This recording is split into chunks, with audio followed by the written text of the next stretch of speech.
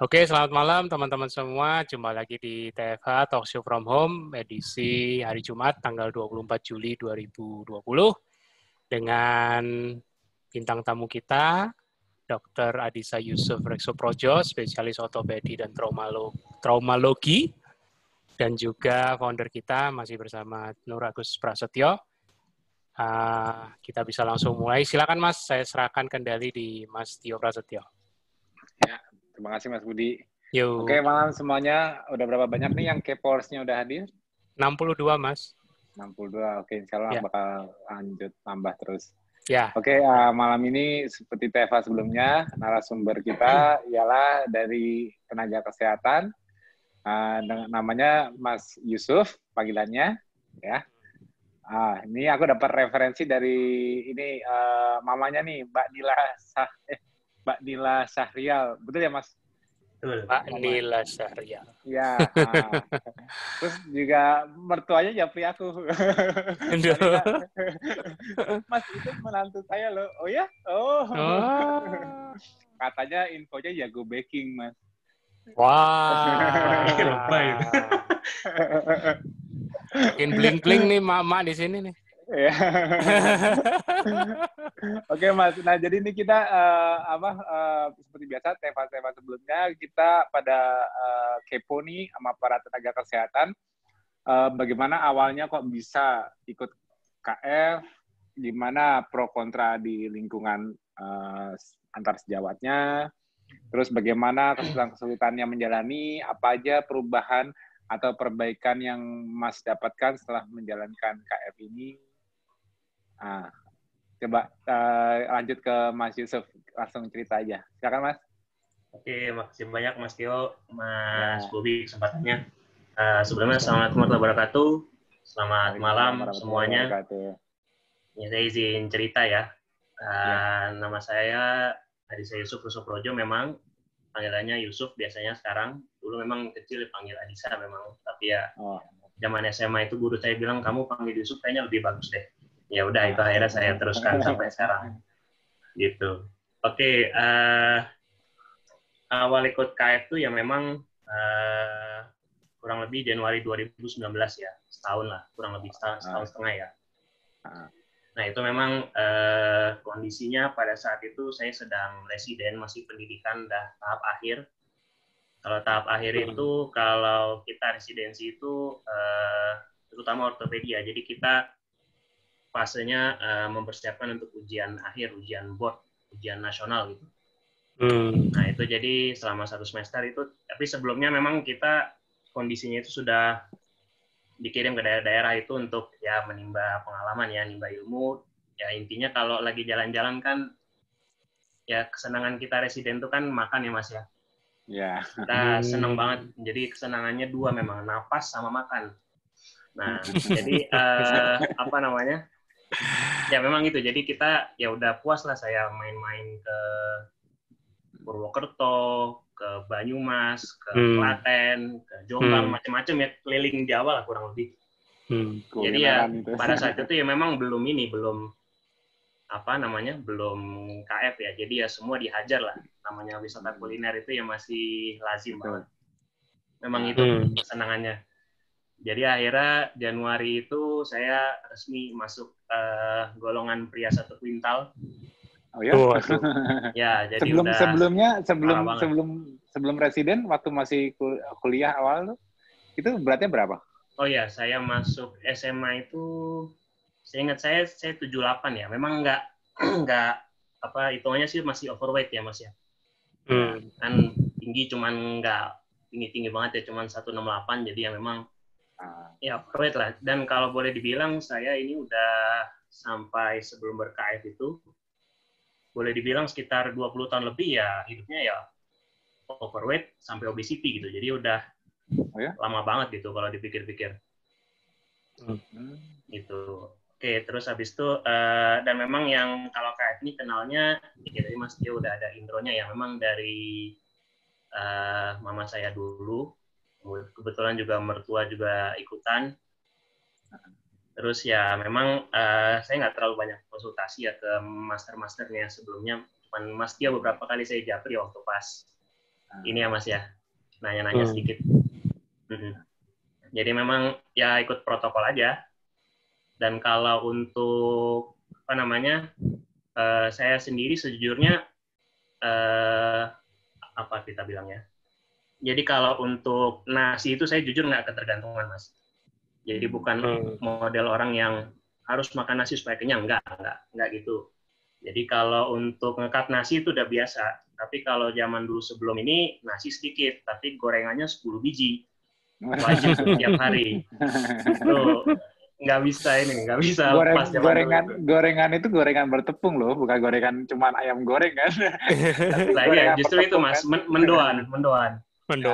Saya jujur aku salut sama warrior yang berasal dari daerah Purwokerto. Jujur aku kalau di sana mungkin nggak bakal sukses KF-nya. Pecinta mendoan ya. Oke. Nah terus, iya.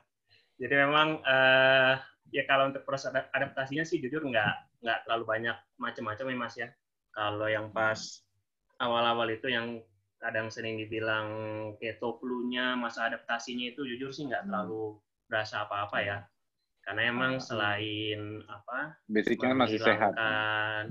Ya, menghilangkan karbonya memang ya kalau puasa sih udah biasa ya maksudnya nggak terlalu jadi soal gitu. Tapi memang yang jadi pertanyaan ya itu ngilangin sarapan itu Mas.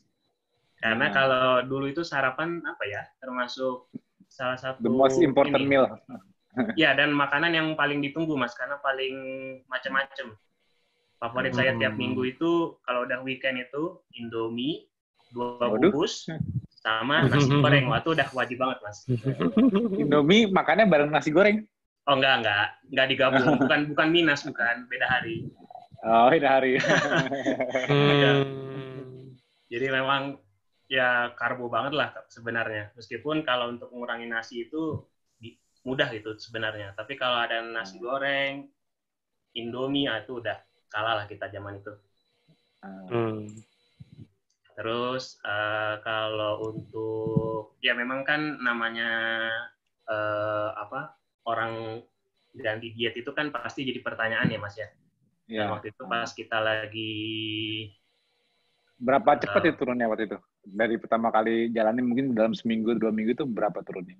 Ingat nggak? Jujur saya nggak banyak Mas waktu pas sebulan pertama itu. Mungkin kalau kalau saya analisa mungkin ini ya masih belum terlalu disiplin mungkin. Jadi mungkin paling 1 bulan itu paling cuma 5 kilo ya, nggak banyak. Nggak banyak jujur. Makanya saya sempat ini bakal berhasil lah ya. Cuman setelah berapa bulan ditekunin, diterusin ternyata ya kaget sendiri. 20 itu gampang banget, 20 lebih. Iya.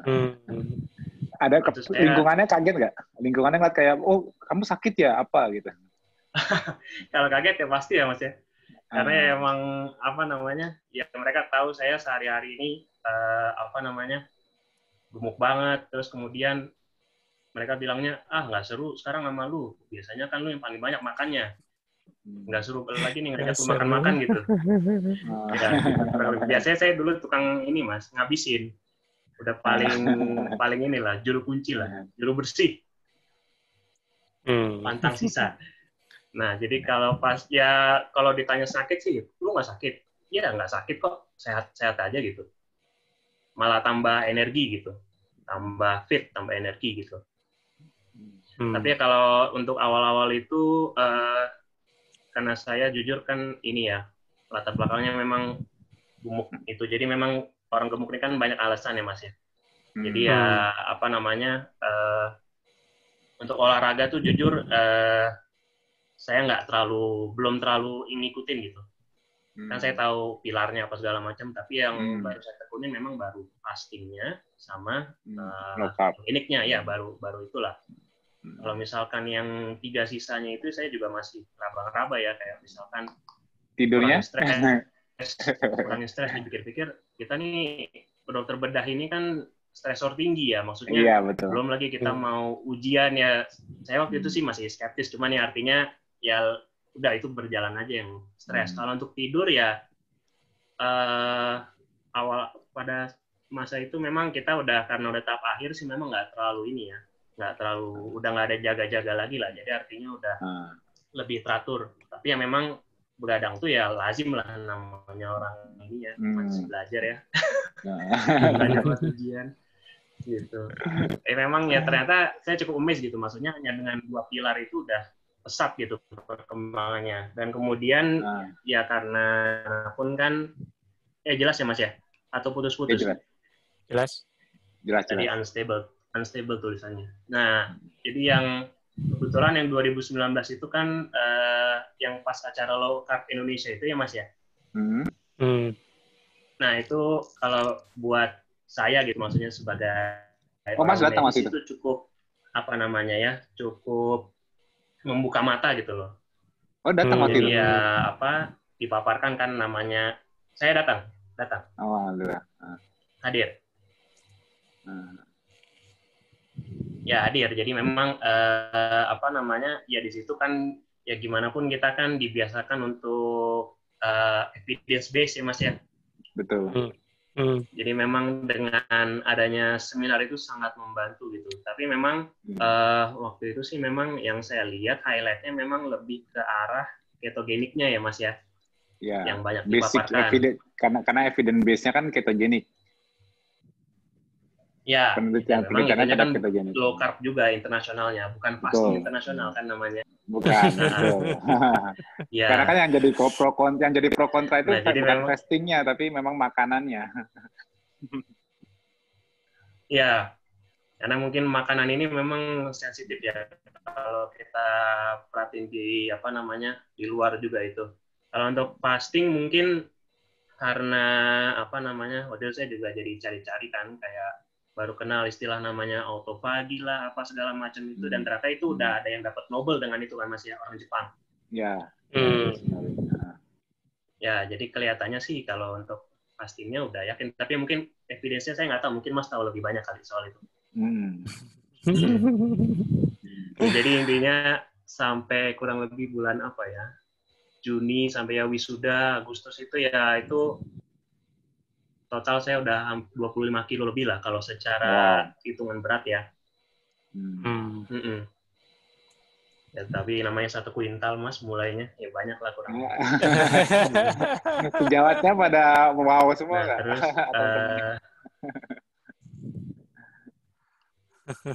iya tapi ya itu sih kalau dibandingin udah jauh banget ya. Mereka ngirimin foto lama saya juga oh gila bisa ya kayak gini ya. Saya jujur nggak nyangka masih bisa ternyata. Kurus itu bisa ternyata. Dan bukan cuma kurus, sehat ya. Iya. Dan makannya tetap enak kan? Enak banget, Mas. Mungkin dulunya pernah nggak diet? Dulunya Mas Yusuf pernah nggak nyoba diet yang hanya makan nasi merah, sayur apa gitu? Pernah nggak coba itu? Oh iya. Jadi kalau untuk yang apa namanya diet macam-macam jujur saya nggak pernah Mas. Tapi kalau jadi saya itu kan sebenarnya kalau saya lihat foto-fotonya ya sama cerita orang tua saya itu, jadi kalau untuk saya tuh jujur awalnya anaknya kurus Mas. Tapi entah kenapa setelah sunat ya saya juga nggak ngerti nih kenapa habis sunat itu nafsu makan luar biasa Mas. Jadi ya SD kelas 3 kayaknya saya ingat itu udah gede banget. Bengkak gitu loh. Nah, terus habis itu pas SMP, ya namanya kita sama-sama tahu ya SMP SMA itu kan masanya growth spurt atau pertumbuhannya paling pesat-pesatnya. Yeah. Jadi mungkin beratnya tetap, cuman makin tinggi. Jadinya seolah-olah kayak mengurus. Pada saat itu juga kalau terkait dietnya itu, ya saya udah biasa tuh Mas, maksudnya makan nasi enggak, tapi sayurnya banyak. Cuman ya tetap tadi saya bilang gorengan 10 biji wajib. itu dari dulu memang. Craving-nya nggak hilang ya? Iya, itu aja enggak. Sampai KF Mas, akhirnya hilang.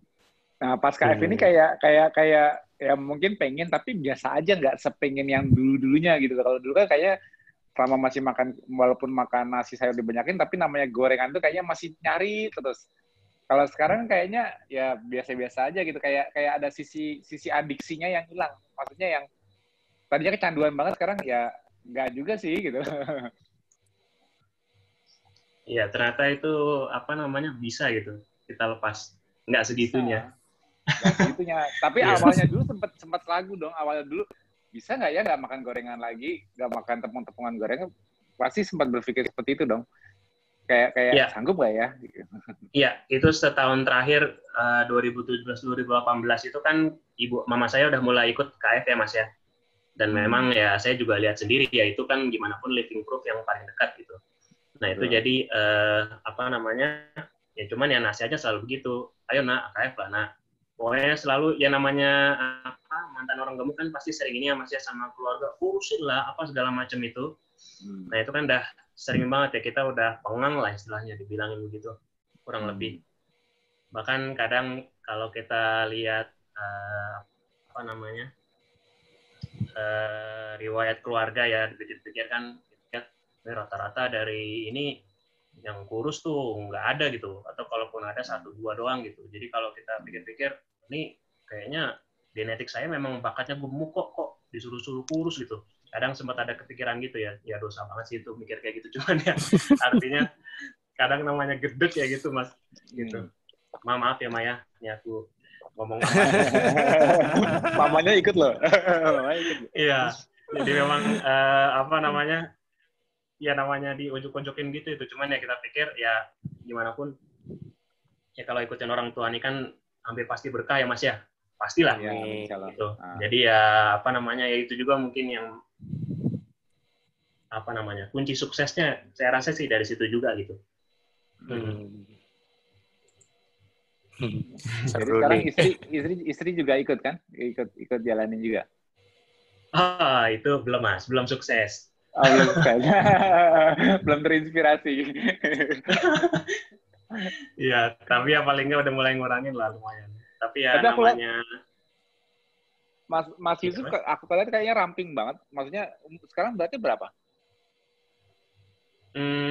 Kalau berat jadi gini Mas, kalau apa dari Januari sampai Agustus itu ya pas wisuda itu seingat saya berat saya itu 72 ya. Seingat saya itu titik terendahnya. Itu titik terendahnya. Cuman kalau sekarang terakhir sebelum work from home itu seingat saya sih 75 ya. Seingat saya udah mulai naik lagi. Tapi ya memang naiknya itu kalau saya lihat sih naik berat doang, tapi kalau ukuran sih stagnan gitu. Cuman setelah periode SFA-nya apa namanya work from home itu ya memang baru berasa nih mekar karena ya apa namanya sedenter terus yang kedua memang namanya ini ya Mas ya lindungi imun dengan banyak makan. Nah, itu kan manapun kita kepengaruh juga ya. Jadi ya gitu deh. Input banyak tapi ininya kurang. Makanya berasa mekar juga, tapi setelah mulai aktif lagi sih ya mulai enak lagi nih. Tapi mungkin sekarang udah ya sekitar 75-an lah, Mas. Nah, kurang lebih. Tapi tinggal jujur kalau sekarang buat nambah gym. Ya, jujur kalau sekarang saya nggak terlalu concern sih Mas soal berat itu. Karena kalau setelah ini sih apa namanya yang lebih itu mungkin ini kali Mas ya lingkar waist circumference itu ya yang lebih pas ya dijadikan untuk melihat body fat kita lebih akurat melihat body fat dibanding berat. Kadang-kadang orang sering ada yang suka konsul sama aku Mas saya kok berat nggak turun-turun apa-apa padahal lingkar pinggangnya udah pada mengecil, baju mengecil, cuma dia patokannya selalu ke timbangan, akhirnya mereka stres sendiri, padahal water kan tubuh kan juga berusaha retain water gitu loh, nggak langsung dilepas semua. Jadi mereka kadang-kadang abis makan, kok nimbang kok berat saya naik ya kalau sore. Jadi kayak pertanyaannya lucu gitu loh. Jadi kadang-kadang yang dikejar berat terus, padahal mereka nggak lihat perubahan fisik mereka bahwa lemak di bawah kulit berkurang. Jadi kan aku selalu bilang lihatnya cermin, pakaian, lingkar tubuh. Udah itu aja 3. Kalau usah mikirin beratnya berapa. Bolak-balik naik ke atas timbangan, nungguin turun. Makanya aku bilang, kamu puasa kering seharian, juga lemak mungkin baru berkurang sedikit, tapi kamu bisa hilang 1-2 kilo. Gara-gara nggak minum seharian, nggak makan seharian. Tapi begitu habis buka, nimbang lagi malamnya, naik lagi 1 kilo. Kok bisa ya Mas? Dia bingung. Makanya aku bilang jangan pengaruh yang paling akurat itu selalu body fat. Kecuali bisa benar-benar ngukur body fat pakai fat caliper sih boleh aja. Tapi kalau untuk gaya hidup, acuannya ya cermin, pakaian, lingkar tubuh. Gitu. Itu kuncinya untuk melihat apakah mengalami fat loss apa tidak. Gitu. Ya, jadi memang kalau setelah kita baca-baca juga, jadi memang ternyata yang termasuk parameter paling objektif itu sebenarnya bukan BMI kalau untuk ini, tapi justru adalah tinggi badan per waist circumference itu. Minimal kalau idealnya itu adalah di bawah 0,5. Jadi kalau misalkan saya 168, berarti maksimalnya 84 ya. Tapi sih kayaknya alhamdulillah udah kurang dari itu sih, Mas. Mantap lah. Dan rasanya juga lebih energik kan, lebih enteng kan? Oh iya, Mas. Tenaganya kayak ini ya, nggak bisa habis. Iya, itu karena udah fat burning mode ya seperti itu. Karena kan kita bisa ngeliat energi di dalam dan di luar. Jadi kita nggak harus ketergantungan makanan. Kalau dulu kan mungkin kalau misalnya telat makan apa-apa suka lemes, meriang.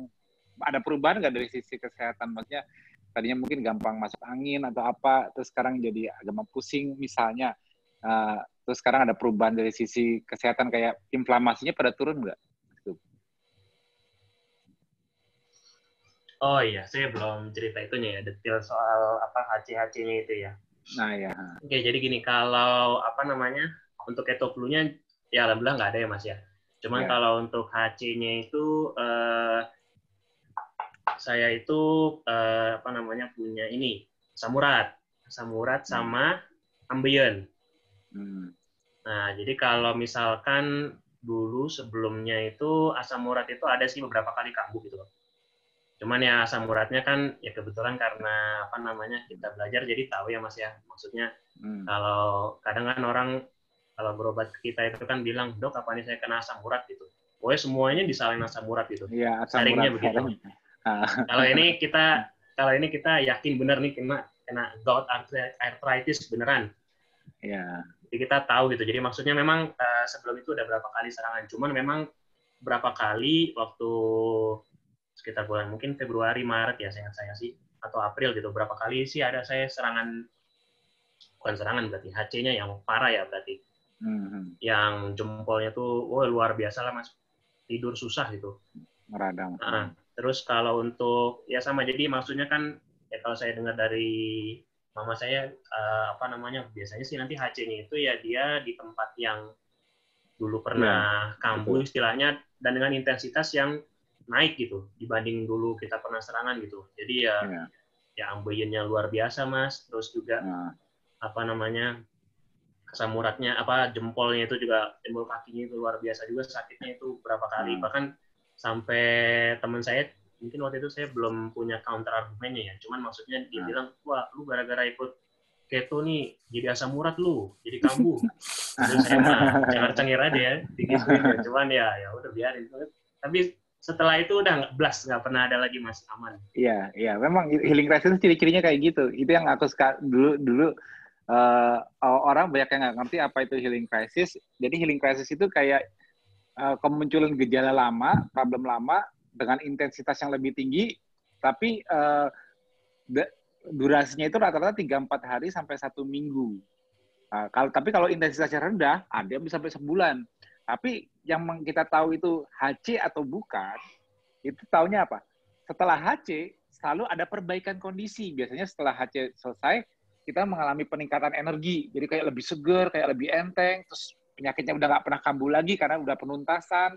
Nah, terus ciri-ciri sebelum munculnya HC juga ada. Kalau masih ingat mungkin sebelum Mas mengalami gejala, itu malah energinya kayak melimpah. Kayak nafsu makan mungkin juga agak lebih tinggi, tidurnya juga enak, energinya kayak kekumpul gitu loh. Tapi begitu udah kayak gitu, tiba-tiba kok tiba-tiba muncul gitu loh. Jadi nggak ada angin, nggak ada hujan, dalam kondisi peningkatan energi itu muncul gejala yang lama. Nah, jadi memang gitu. Jadi tubuh itu kayak sebelum tubuh itu start untuk bersihkan, dia butuh energi. Dan itu biasanya kita ngerasakan bahwa kita mengalami peningkatan energi dulu sebelum kita bakal mengalami proses detoksifikasi dalam healing crisis skala ini. Besar.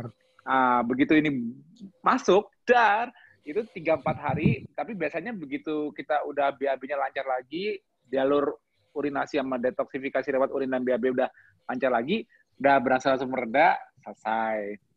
Kira-kira seperti itu nggak yang kemarin itu? Kalau yang level energinya mungkin saya nggak terlalu merhatiin ya Mas ya sebelum itu. Tapi kayak teori Mas nih dipatenin nggak Mas? Gimana? Dibikin paten.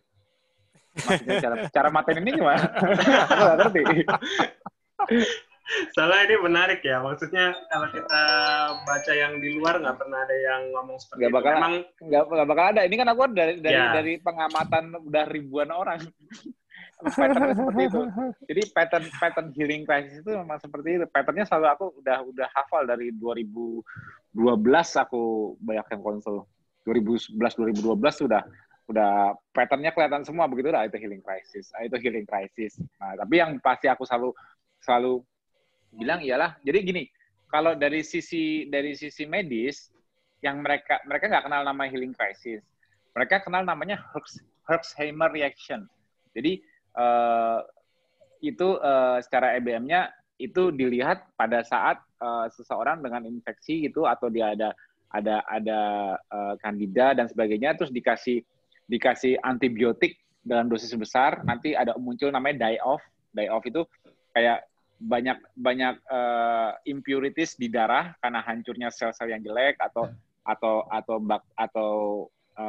bakteri dan sebagainya. Die-off-nya ini itu kan kehancuran sel ya dalam jumlah besar di tubuh, di darah. Nah, itu memicu respon imun. Nah, respon imun ini disebut, akhirnya respon imun yang dihasilkan ialah inflammatory respon. Jadi healing crisis-nya bisa muncul seperti rash, demam, dan sebagainya. Gejalanya muncul semua, atau gejala lama di lokasi itu muncul semua. Jadi dia memicu inflammatory respon dari sistem imun. Akibat banyak impurities ini. Tapi ujungnya, setelah impurities-nya dibuang dari sistem, baru gejalanya kembali mereda, inflamasi kembali turun. Jadi pemicu utamanya ialah toksik. Nah, kalau bilang toksin, impurities, toksin. Tapi yang secara medis diakui disebutnya namanya Herxheimer reaction. Itu ada di, nggak tahu Mas sudah pernah baca apa belum? Herxheimer reaction ini itu aku baru dengar nih Mas. Nah, jadi kalau HC itu, kalau dalam bahasa medis mereka mau ngerti apa itu healing crisis. Oke deh, Herxheimer. Memangnya kamu pakai antibiotik? Nah, jadi kadang-kadang kan sisi medis kan taunya karena baca jurnalnya itu terhadap antibiotik, berarti hanya mengakui kalau orang pakai antibiotik terus muncul Herxheimer. Kalau munculnya di luar pakai antibiotik, mereka nggak ngerti. Nah, kalau aku kan lihat dari sisi engineering view-nya. Jadi gini, lemak di tubuh kita itu, orang banyak berpikir lemak di tubuh kita itu cuma menyimpan lemak, trigliserid, triacylglycerol, ya kan? Nah, jadi prosesnya ialah sel-sel lemak di tubuh kita ialah gudang atau organ kontainer untuk menyimpan kelebihan energi. Gudang ya. Nah, itu salah. Itu cara melihat sisi sel lemak yang salah, adiposit. Adiposit itu multifungsi. Dia multifungsi. Dia nggak hanya menyimpan kelebihan energi dari sumber makanan aja, menyimpan ekses karbon dari makronutrisinya dalam bentuk triacylglycerol di makanan. Tapi dia juga menyimpan toksin. Nah, jadi kalau cara tubuh untuk get rid toksin, kalau yang fat soluble lewat liver, dibuang lewat bile. Kalau yang water soluble lewat ginjal. Tapi ada beberapa yang sulit untuk didetoksifikasi di liver. Nah, ini agar tidak mengganggu sirkulasi, tidak menimbulkan masalah. Selama kita tubuhnya masih anabolik, kita sering makan karbo, insulin kita tinggi, itu kita menyimpannya di sel lemak. Makanya kadang-kadang kita kalau lagi nggak enak badan, kalau kita meninggikan karbo, ini bukan ngomong KF ya. Dulu sebelum KF, makan atau apa meningkatkan insulin untuk memicu kita menggemuk, itu menurunkan rasa sakit. Karena itu membantu menyembunyikan toksin-toksin di tubuh kita masuk ke dalam sel lemak. Menggemuk itu juga menyimpan masalah. Nah, seiring kita mengurus, terjadi lipolisis kan. Jadi yang orang kadang-kadang suka bingung. Kenapa pada saat proses mengurus ini kok banyak problem lama bermunculan? Sebetulnya sejarah dia itu bakal terlihat dari simpenan dia di lemaknya. Jadi saat dia mengurus, fat cell-nya melepas semua triacylglycerolnya dalam bentuk free fatty acid dan glycerol untuk energi, itu juga melepas kembali impurities yang disimpannya. Nah, itu yang banyak orang nggak tahu. Aku ada pernah share jurnalnya di Telemachus yang organic pollutant yang disimpan yang diteliti waktu itu, dia meneliti nggak hanya satu jenis toksin untuk organic pollutant yang dia menyimpan di sel lemak. Sebetulnya nggak cuma itu aja, banyak. Jadi sel lemak di tubuh kita itu gudangnya macam-macam. Gudangnya lemak, gudang kolesterol. Kalau kita punya ekses kolesterol, disimpannya juga di sel lemak.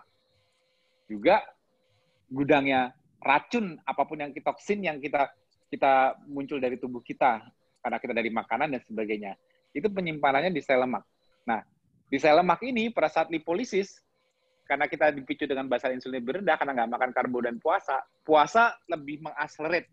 Jadi gini, kadang-kadang makan, kalau yang kayak keto, mungkin HC-nya nggak seperti di KF. Kalau di KF lebih kelihatan healing crisis-nya. Efek healing-nya itu lebih kelihatan krisisnya, karena dia ada fasting-nya. Nah, fasting-nya ini kenapa kok dengan fasting, kenapa dia bisa memicu kemunculan healing crisis lebih cepat? Sebetulnya pertanyaan itu, kenapa dia bisa memicu pengeluaran impurities lebih cepat, toksin-toksinnya? Karena apa? Karena karena fasting memicu yang aku bilang tadi, autofagi. Jadi autofagi itu fungsi awalnya autofagi itu ialah kenapa sel-sel di tubuh kita melakukan autofagi? Karena untuk menjaga kebutuhan nutrisi. Saat kita fasting, semua fungsi di tubuh kita harus tetap berjalan. Semua pathway kimia membutuh enzim ini, enzim itu tetap harus berjalan. Bahan baku amino asid harus tetap dipenuhi walaupun kita nggak makan. Jadi, dan tubuh kita, ingat, tubuh kita di kondisi ketosis tidak mau memecah otot kita, tidak mau mengambil amino asid fungsional dari otot yang ada fungsinya, nggak mau dipecah. Jadi dia berusaha mempertahankan, mengambil dengan cara daur ulang, merecycle kembali agregat protein di dalam sel dan sebagainya. Untuk menghasilkan kembali amino asid, itu basic autofagi. Tapi nggak semua agregat protein yang ada di dalam sel ataupun apapun yang di-recycle dalam sel itu bisa digunakan. Nah, kalau nggak bisa digunakan, sel tersebut akan melakukan namanya eksositosis, melepas keluar sirkulasi. Jadi di level sel, semua sel itu pada saat autofagi, selain mereka mengutilisasi kembali, merecycle apapun yang tidak terpakai atau menumpuk di dalam selnya, itu juga menemukan kembali mana yang tidak kepakai dan melakukan eksositosis, dibuang keluar sel. Nah, ini yang beredar di darah. Itu salah satu jenis impurities. Selain itu juga lipolisis dari sel lemak, pada saat karena insulin rendah, lemaknya pecah semua, keluar semua, termasuk kolesterolnya juga keluar dari sel lemak. Makanya kolesterol kita, kalau kita makin lama puasa, kolesterol kita makin meningkat, karena itu fluxnya keluar dari sel lemak. Itu juga seiring keluarnya impurities, toksin atau impurities. Nah, itu dia, kalau dalam jumlah besar, kalau yang keluarnya dalam jumlah besar dan tubuh kita tidak keep up, liver dan ginjal tidak keep up untuk mengeluarkan dari sistem tubuh, nah, retensinya itu yang memicu inflammatory response. Nah, makanya water fast, contohnya water fast. Water fast itu, tanya deh para warrior, post water fast, banyak yang akhirnya mengalami healing crisis setelah water fast. Karena pada saat water fast itu dia merasa enak sebagainya, padahal itu mengeluarkan impurities juga. Nah, kalau dia nggak siap, misalnya jalur detoxnya nggak lancar, urin BAB-nya misalnya bermasalah, terhambat, berarti kan nggak cepat keluar dari sistem juga.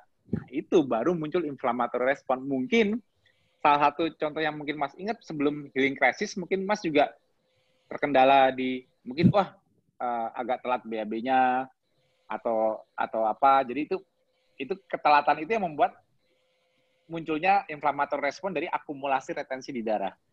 Nah, itu efeknya dipelajari lewat Herxheimer reaction, yaitu respon imun terhadap impurities. Karena bagaimana respon imun ini melihat impurities atau toksin di darah memicu inflamasi, yang dominan ialah innate immune system, makrofag, atau dendritik, dalam hal ini makrofag.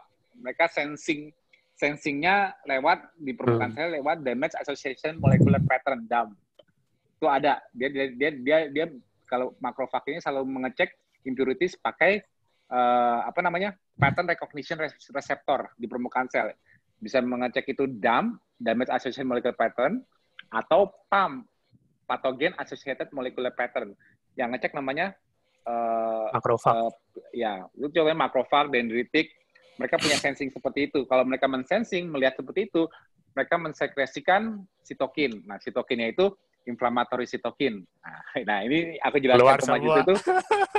Mas Yusuf, secara molekulernya terjadi apa sih healing crisis? Kan orang kan nggak kebayang healing crisis apa. Nah, ini aku jelaskan lebih detailnya yang terjadi di dalam tubuh. Gimana? Mantap. Mas Tio jarang pakai slide, makanya kalau dipancing sama pertanyaan baru keluar semua. Iya, ada di sini. Makanya pas ngomongin healing crisis, aku cerita kembali. Aku dulu udah pernah cerita di Nakas juga di grup Nakas juga pada mumet. Tapi prosesnya sama. Proses kemunculan gejala itu selalu ada hubungan dengan sistem imun. Imun kita merespon. Jadi kayak aku bilang di TV sebelumnya, kalau kita mengalami rasa sakit, mengalami inflamasi, itu sebetulnya perannya itu selain metabolisme juga sistem imun. Sistem imun kita memang fungsinya nggak hanya merespon terhadap patogen, tapi merespon juga terhadap berbagai damage di tubuh kita. Kalau misalnya ada sel yang nekrosis, itu dia ngerespon. Dia berusaha membersihkan, berusaha mengcounter, tapi untuk meresponnya ini juga butuh inflammatory respon. Ya kayak misalnya kita terluka atau inflammatory respon itu karena gini. Kenapa inflammatory respon itu penting di tubuh kita? Jadi kita dalam masalah COVID ini kan kita sering dengar kayak badai sitokin dan sebagainya. Itu kan masalah hyperinflamasi. Itu karena disregulasi. Tapi kuncinya dari inflamasi itu penting. Inflamasi itu bukan sesuatu yang terlihatnya negatif, tapi itu sebetulnya penting. Kenapa? Inflamasi itu ialah homing signal, itu rahasianya. Inflamasi itu homing signal. Jadi kenapa para innate sistem imun, innate immune lineage, contohnya makrofag dan dendritik, mereka mensekresikan inflammatory response, walaupun efeknya ialah kita sakit, kita kerasa radang di mana. Itu sebetulnya homing signal. Tujuannya apa? Contoh satu, kalau itu dia mensekresikan sitokin inflammatory signal terhadap dia mengenali antigen dari patogen, bakteri maupun virus misalnya, fungsi dari sitokin itu ialah homing signal bagi sel-sel imun lain untuk ke lokasi atau mengkoordinasi adaptif imun respon agar tahu bahwa kita kedatangan musuh. Nah, jadi justru T-cell itu yang aku selalu bilang itu T-cell itu yang paling penting ialah adaptif lineage-nya, karena dia yang sebagai helpernya untuk mengatur serangan dan menghentikan serangan. Ya, ingat dia udah punya menginisiasi nyerang, tapi juga menghentikan serangan supaya nggak over. Itu pentingnya T-cell tuh di situ. Itu di kondisi steady state homeostasis ialah dominannya ialah naive T-cell. Dia belum punya tujuan dia mau jadi apa. Naive T-cell ini nantinya kalau dia di-challenge oleh antigen atau dia dipresentasikan antigen, dia bisa berproliferasi menjadi cytotoxic T-cell, T-killer cell yang menyerang, juga T-helper cell yang mengkoordinasi. Juga bisa berubah menjadi memory T-cell yang membuat memori terhadap antigen. Nah, itu fungsi T-cell. Nah, dan mereka ini semuanya mulai proliferasi dari naive itu dari tanpa identitas, cuman punya, kalau T-cell itu cuma ada CD3-nya doang di itunya menandakan dia bahwa dia T-cell, ada rekognisinya CD3 kalau itu buat nempelnya monoclonal antibody. T-cell yang naive ini itu untuk dia berubah fenotype menjadi apa, itu selain ditentukan oleh lingkungan metabolismenya, lingkungan metaboliknya apakah tinggi glukosa atau rendah glukosa, tinggi insulin atau rendah insulin. Selain metabolic phenotype-nya, juga dia terima signal dari sitokin yang disekresikan oleh antigen presentingnya, yaitu APC-nya, yaitu dendritik maupun makrofag. Mereka yang memberi sinyal ke T-cell untuk kamu nanti jadi apa. Jadi interferon, interleukin dan sebagainya itu jenis-jenis sitokin yang mempengaruhi sebagai homing signal untuk merubah phenotype dari si T-cell atau membuat mereka datang ke lokasi juga. Nah, jadi inflamasi itu hal yang penting.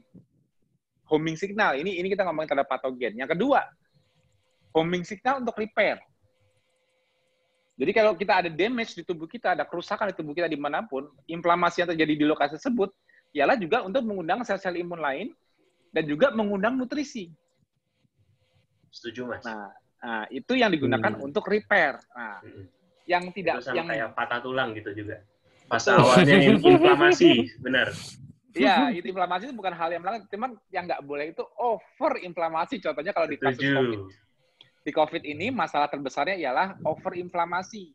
Kalau dirunut ke bawah, kenapa kok inflamasi awal yang untuk tujuannya untuk merespon kedatangan virus, merespon ke sel yang sudah terinfeksi untuk diajukan, tapi kok bablas, maksudnya nggak ada counter regulasinya, kok bablas sampai inflamasi kemana-mana? Kan pertanyaannya di situ. Udah sebabnya ketahuan bahwa ciri khas dari COVID ialah apa? Limfosit count-nya turun.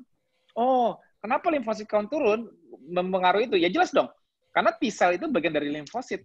Subset dari leukosit, sel darah putih, tapi yang jenis limfosit ini yang turun. Ini yang tadinya kalau dia nggak turun, dia fungsinya regulate kembali. Dia inisiasi serangan secara serentak ke berbagai imun lineage, tapi dia juga stop. Sudah terlalu banyak inflamasinya, terlalu banyak damage-nya. Turunkan regulasi, dia harus bisa mensekresikan kembali antagonis sitokinnya. Sitokin antagonis yang sifatnya untuk down regulate. Nah, itu jadi ya, kita hari ini ngebahas mengenai inflamasi juga. Pentingnya fungsi inflamasi, pentingnya kalau tidak terkontrol. Jadi rata-rata semua penyakit ya, walaupun kebanyakan penyakit kronis ialah kegagalan organ, penyakit kronik ya. Tapi sebetulnya pada saat meninggalnya atau mortalitasnya terjadi karena radang, itu sebetulnya imunopatologi. Apapun jenis penyakitnya, mau itu diabetes, kalau dia kena radang ya imunopatologi. Kalau kita ngomongin terhadap infeksi, outputnya cuma 2. Apa hasil seseorang terinfeksi itu, apa yang mau didapatkan? Cuma 2, immunity atau imunopatologi, cuma 2 itu.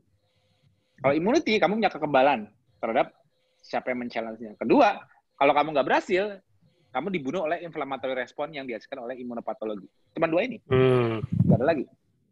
Jadi itu kunci kita mengenali sistem imun kita, dan fungsi inflamasinya itu apa, pentingnya inflamasi, tapi juga pentingnya counter regulasi. Iya. Nah, jadi nggak bablas. Betul. Thank you, Mas. Mantap. Mas Yusuf kayak... Mas itu baru masuk Telenakes juga ya? Kemarin kan baru masuk Telenakes kan? Iya, aku nubi, Mas. Tapi Mas, kalau scroll ke atas tuh yang EMC kuadrat tuh... Iya, baru iseng-iseng tadi ngelihat, luar biasa bahasanya memang ini. Mas Kita Tio, pancing lagi ya nih, Mas ya. Iya. Mas Tio, ini sedikit mencoba menggabungkan nih. Kebetulan kita kan baru ada Mas Yusuf, ini spesialis ortopedi, jadi lebih ke arah tulang. Ini mungkin bisa dikaitkan, Mas. Tadi ceritanya Mas Yusuf kan sempat ngomong tentang asam urat. Nah, mungkin sedikit aja refresh, bagaimana sih proses terjadinya asam urat itu sampai akhirnya terjadi healing crisis. Tapi singkat ya Mas ya, jangan terlalu EMC kuadrat. Yeah. Nah, terus nanti juga bisa dikaitkan dengan ini yang sering dialami Mas Yusuf juga mungkin di pasien-pasiennya, osteoporosis, osteoartritis. Sebenarnya yang terjadi di situ apa, Mas? Kalau dari sudut pandang fisiologi. Nah, mungkin itu Mas deh. Bobby, nanti kita pancing ke situ. Tuh kan langsung nyambung sama Mas Yusuf. Jarang-jarang soalnya ortopedi nih. Patofisiologinya kan? Ya, betul. Ya, patofisiologinya. Aku singkatin aja. Yang terjadi ialah pertamanya ialah hyperinsulinemia. Jadi kenapa root cause-nya macam-macam segala penyakit itu ialah insulin resistan. Jadi insulin resistan itu ada grade-nya. Jadi nggak tiba-tiba, oh berarti kalau hanya diabetes dong yang kena osteoporosis, hanya diabetes. Enggak. Jadi orang sebelum terpantau dia diabetes, dia juga sudah bisa mengalami problem-problem seperti kayak asam urat dan sebagainya, karena dia insulin responnya tinggi. Tubuhnya anabolik sifatnya. Jadi gini. Asam urat, kita balik ke arah asam urat dulu. Asam urat itu sebetulnya gini, itu namanya keseimbangan nukleotida. Jadi nukleotida itu nggak bisa diganggu-gugat dengan makanan. Itu keseimbangannya. Jadi gini, mau kita makan sumber purin banyak dari luar, kalau tubuh nggak butuh keseimbangannya, dia bakal disekresikan kembali keluar. Nah, ekses purin ini purin itu kan nukleotides ya. Digunakan untuk pembuatan nukleotida. Nukleotida itu yang bahan bakunya contohnya kayak DNA. Nukleotida itu juga dibuat sebagai bahan baku RNA. Karena RNA. Jadi kalau di dalam sel itu supaya genetik. Ya, supaya sintesis protein untuk membuat cellular signalling, membuat enzim dan sebagainya, itu kan perintahnya kan dari DNA. Yes. Nah, DNA itu untuk mengirim DNA itu kan cuma buku untuk ditranskripsikan, dibaca, diterjemahkan, lalu ditranslasikan menjadi suatu rangkaian protein. Mediatornya ini ialah nukleotida, di mana RNA itu mengcopy apa yang tertulis di DNA, dikirim keluar dari nukleus kayak itu. Nah, jadi kalau kita bilang ini, di dalam sel itu poolnya seimbang. Oke. Kalau dia kurang, dia bisa sintesis lagi dari jalur pentose-phosphate pathway, itu jalurnya glikolisis, degradasi gula. Nah, pentose-phosphate pathway ya.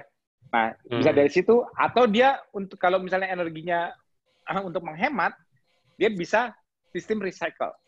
Jadi sistem recycle kembali dari, aku lupa namanya apa, tapi degradasi nukleotida itu tidak sempurna, jadi dia di-recycle kembali. Tapi kalau benar-benar tidak dibutuhkan, dia dihabisin sampai jadi uric acid.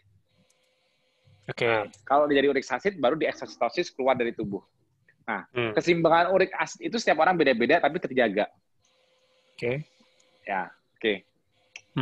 Orang suka nanya, kenapa kalau di KF kok rata-rata asam uratnya jadi lompat?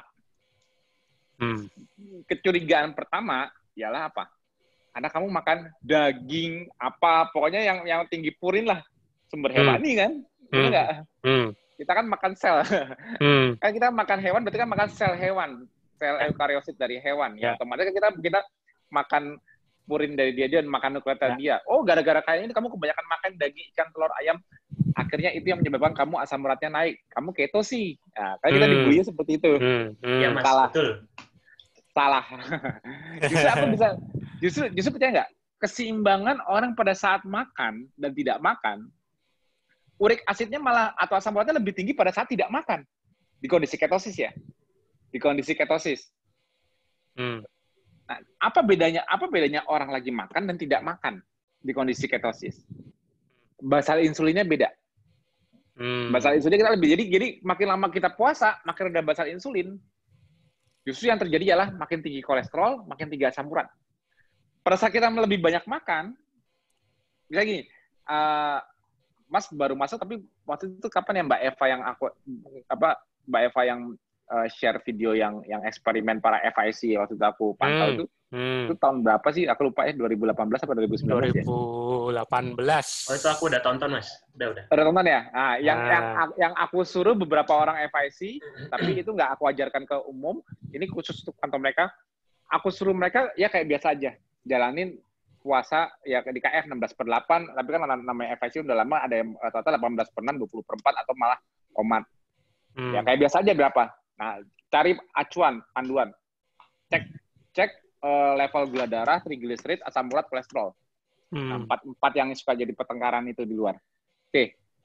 Udah ketahuan, asam urat mereka tinggi, jadi gini, keseimbangan yang dilihat di KF ialah gula darah di mereka rata-rata lebih rendah dibanding orang normal. Maksudnya, nggak rendah banget, tapi di bawah 80 itu kan mungkin bagi orang awam kan kerendahan, walaupun masih 70-an, 60-an. Nah, rata-rata mereka segitu, terus itu gula darah, terus trigliserid mereka rendah. Trigliserid mereka tuh rata-rata, ya namanya udah FIC sudah lama kan, mereka di bawah 100 tuh. Nah, tapi yang unik, kolesterolnya tinggi. Kolesterol dan otomatis kalau kolesterol tinggi, pembawanya, carrier-nya kolesterol, LDL, juga tinggi dong. Nah, kalau kolesterol tinggi, pasti kan kolesterol itu kan isinya. Tapi carrier-nya itu kan LDL, partikelnya. Itu kan pasti kolesterol dan LDL itu kan sebanding. Jadi dua-duanya tinggi. Dan asam uratnya juga tinggi. Tapi nggak tinggi-tinggi banget. ya 8, 9 bagi orang biasa tinggi.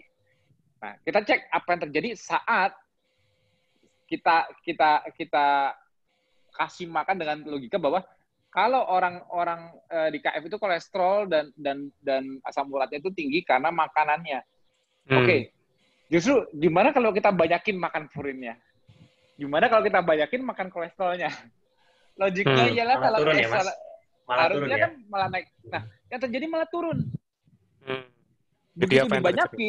Begitu dibanyakin, waktu itu aku paksa suruh makan 3.000 sampai 4.000 kalori. Sebetulnya targetnya sih 4.000 kalori, cuman nggak ada yang sanggup. Akhirnya waktu itu ketemunya 3.400, ada yang 4.000 mungkin ya, aku lupa. Tapi karena belenek ya, mual karena disuruh makan telur yang banyak, santan, apa, semua harus masuk banyak. Namanya orang KF kan udah biasa makan nggak bisa banyak, makannya juga cuman paling di jendela makan pendek, ini disuruh dari nggak boleh puasa. Dari pagi, aku suruh nyicil makanan supaya bisa masuk 3.000-4.000 kalori. Makan jam 6, 9, 12, 3 sore, 6 sore, 8 malam terus. Jadi kayak dicicil. Jadi kadang-kadang enak kan makannya jadi dicicil. Ya orang diabetes, Mas. Iya, harus, tapi makannya harus sampai 4.000 kalori, tapi banyak yang gagal, rata-rata 3.400 kalori. Itu tuh nggak? Tadinya badan mereka enteng jadi berat. Tadinya badan mereka rasanya segar kayak karena kita di kondisi puasa malah segar, enteng dan sebagainya, walaupun dengan asam urat tinggi, itu malah jadi lemes, kayak nggak ada gairah. Karena makan terus tuh malah jadi mereka nggak bisa, aktivitas fisik turun. Tapi setelah 3 hari di-push seperti itu, ternyata apa yang terjadi? Kolesterolnya turun, malah normal. Asam uratnya turun, normal. Kebalikannya, gula darah naik. Karena mereka makan terus, gula darah mereka naik 90-an ke atas, malah ada 100-an. Level inflamasi di tubuh mereka juga naik. Mereka badannya jadi nggak enak, pegel-pegel, apa kayak nggak enak gitu. Nah itu berarti kan inflammatory respon di tubuh mereka kan lebih tinggi dibanding sebelumnya. Ya. Terus uniknya trigliseridnya naik. Berarti tubuh mereka tidak dalam posisi optimal fat burning lagi. Ini malah udah mulai sintesis lemak, artinya menyimpan lemak karena kadar trigliserid malah mulai retensi lagi. Dimana trigliserid itu faktor utama yang harus justru malah diperhatikan sebagai insulin resistan. Ini naik lagi. Nah, jadi keunikannya pada saat kita push dengan sumber purin, sumber kolesterol dan sebagainya itu, yang terjadi malah kebalikannya. Tapi kalau mereka kita WF-kan, kalau yang waktu itu eksperimen untuk makan banyak. Kalau yang WF itu Mbak Tri masa nggak ada Mbak Tri sama 12 warrior Malang lainnya, eksperimen before after dengan cara tidak selama 3 hari ngecek triglycerid, kolesterol, asam urat setelah 3 hari nggak makan. Wow, itu kayak roket lompat semua. Nggak makan apa-apa, tidak ada sumber purin dari luar, tidak ada sumber kolesterol dari luar, lompat. Ada yang aneh dengan keseimbangan kita nih. Apa yang terjadi dengan keseimbangan di kondisi ketosis? Kayaknya ketosis itu ialah homeoketosis itu, makanya aku selalu kalau udah lama di grup kalian nakes, pasti tahu, aku selalu bilang sifat ketosis itu ialah endocentric view. Kita harus memandangnya secara endocentric dari dalam endogenous. Keseimbangan kita jarang bisa diganggu gugat oleh masuknya makanan. Tidak seperti waktu kita makan karbo. Jadi karbo itu bisa interferensi keseimbangan metabolisme. Kenapa? Karena karbo memicu insulin. Jadi kalau makanan kita semakin memicu respon insulin, itu bisa merubah keseimbangan kita dari fat ke fasted state atau fasted ke fat state. Makanya dari puasa makan postprandial, kembali puasa makan postprandial, itu ada perubahan dari sisi metabolismenya. Itu di kondisi makan yang memicu insulin. Itu dipelajarinya dari makanan berkarbohidrat, insulin respon pada saat dia makan, postprandial turun, akhirnya dia hampir mau flat di fasted, tapi naik lagi. Okay. Itu sebetulnya ngikutin jalurnya insulin. Tapi kalau di kondisi kita, karena makanan kita unsur yang mempengaruhi insulin itu ada, tapi tidak banyak mengganggu gugat basal insulin kita. Keseimbangan kita nggak jauh dari beda. Keseimbangan kita saat puasa dan setelah makan, perubahannya itu tidak signifikan. Karena tidak ada unsur insulin yang di-trigger untuk lompat di sini. Nah, berarti nih, tubuh kita itu kayak mungkin asam uratnya kalau dicek, kolesterol dicek, postprandialnya mungkin sedikit lebih turun. Nah, sedikit lebih turun, tapi nggak terlalu signifikan. Tapi pada saat nggak makan, justru malah sedikit lebih naik, tapi juga nggak signifikan. Jadi kayak cuma di situ. Tapi kalau kita mau melakukan sesuatu yang memicu insulin, artinya tidak menaikkan insulin, tapi justru menekan insulin lebih dalam, itu cara kalau di kondisi kita, intervensinya ialah apa? WF. Begitu WF, terjadi gangguan terhadap basal insulin. Kalau orang makan karbo, gangguannya pada saat dia makan, insulin lompat. Nah, kalau karena kita makan unsur trigger insulinnya nggak banyak, jadi kita nggak banyak bisa mengganggu keseimbangan endogenes kita. Yang bisa mengutak-ngutik endogenes kita ialah kalau kita press sampai insulin kita lebih rendah. Caranya apa? Tidak makan beberapa hari. Otomatis basal insulin lebih rendah kan, baru perubahannya lebih terlihat. Makanya kolesterolnya lebih lompat, asam uratnya lebih lompat. Nah, something got to do with insulin. Ya. Ngerti nggak? Something got to do. Kenapa rata-rata orang KF itu basal kolesterol dan asam uratnya lebih tinggi dibanding orang yang makan karbo?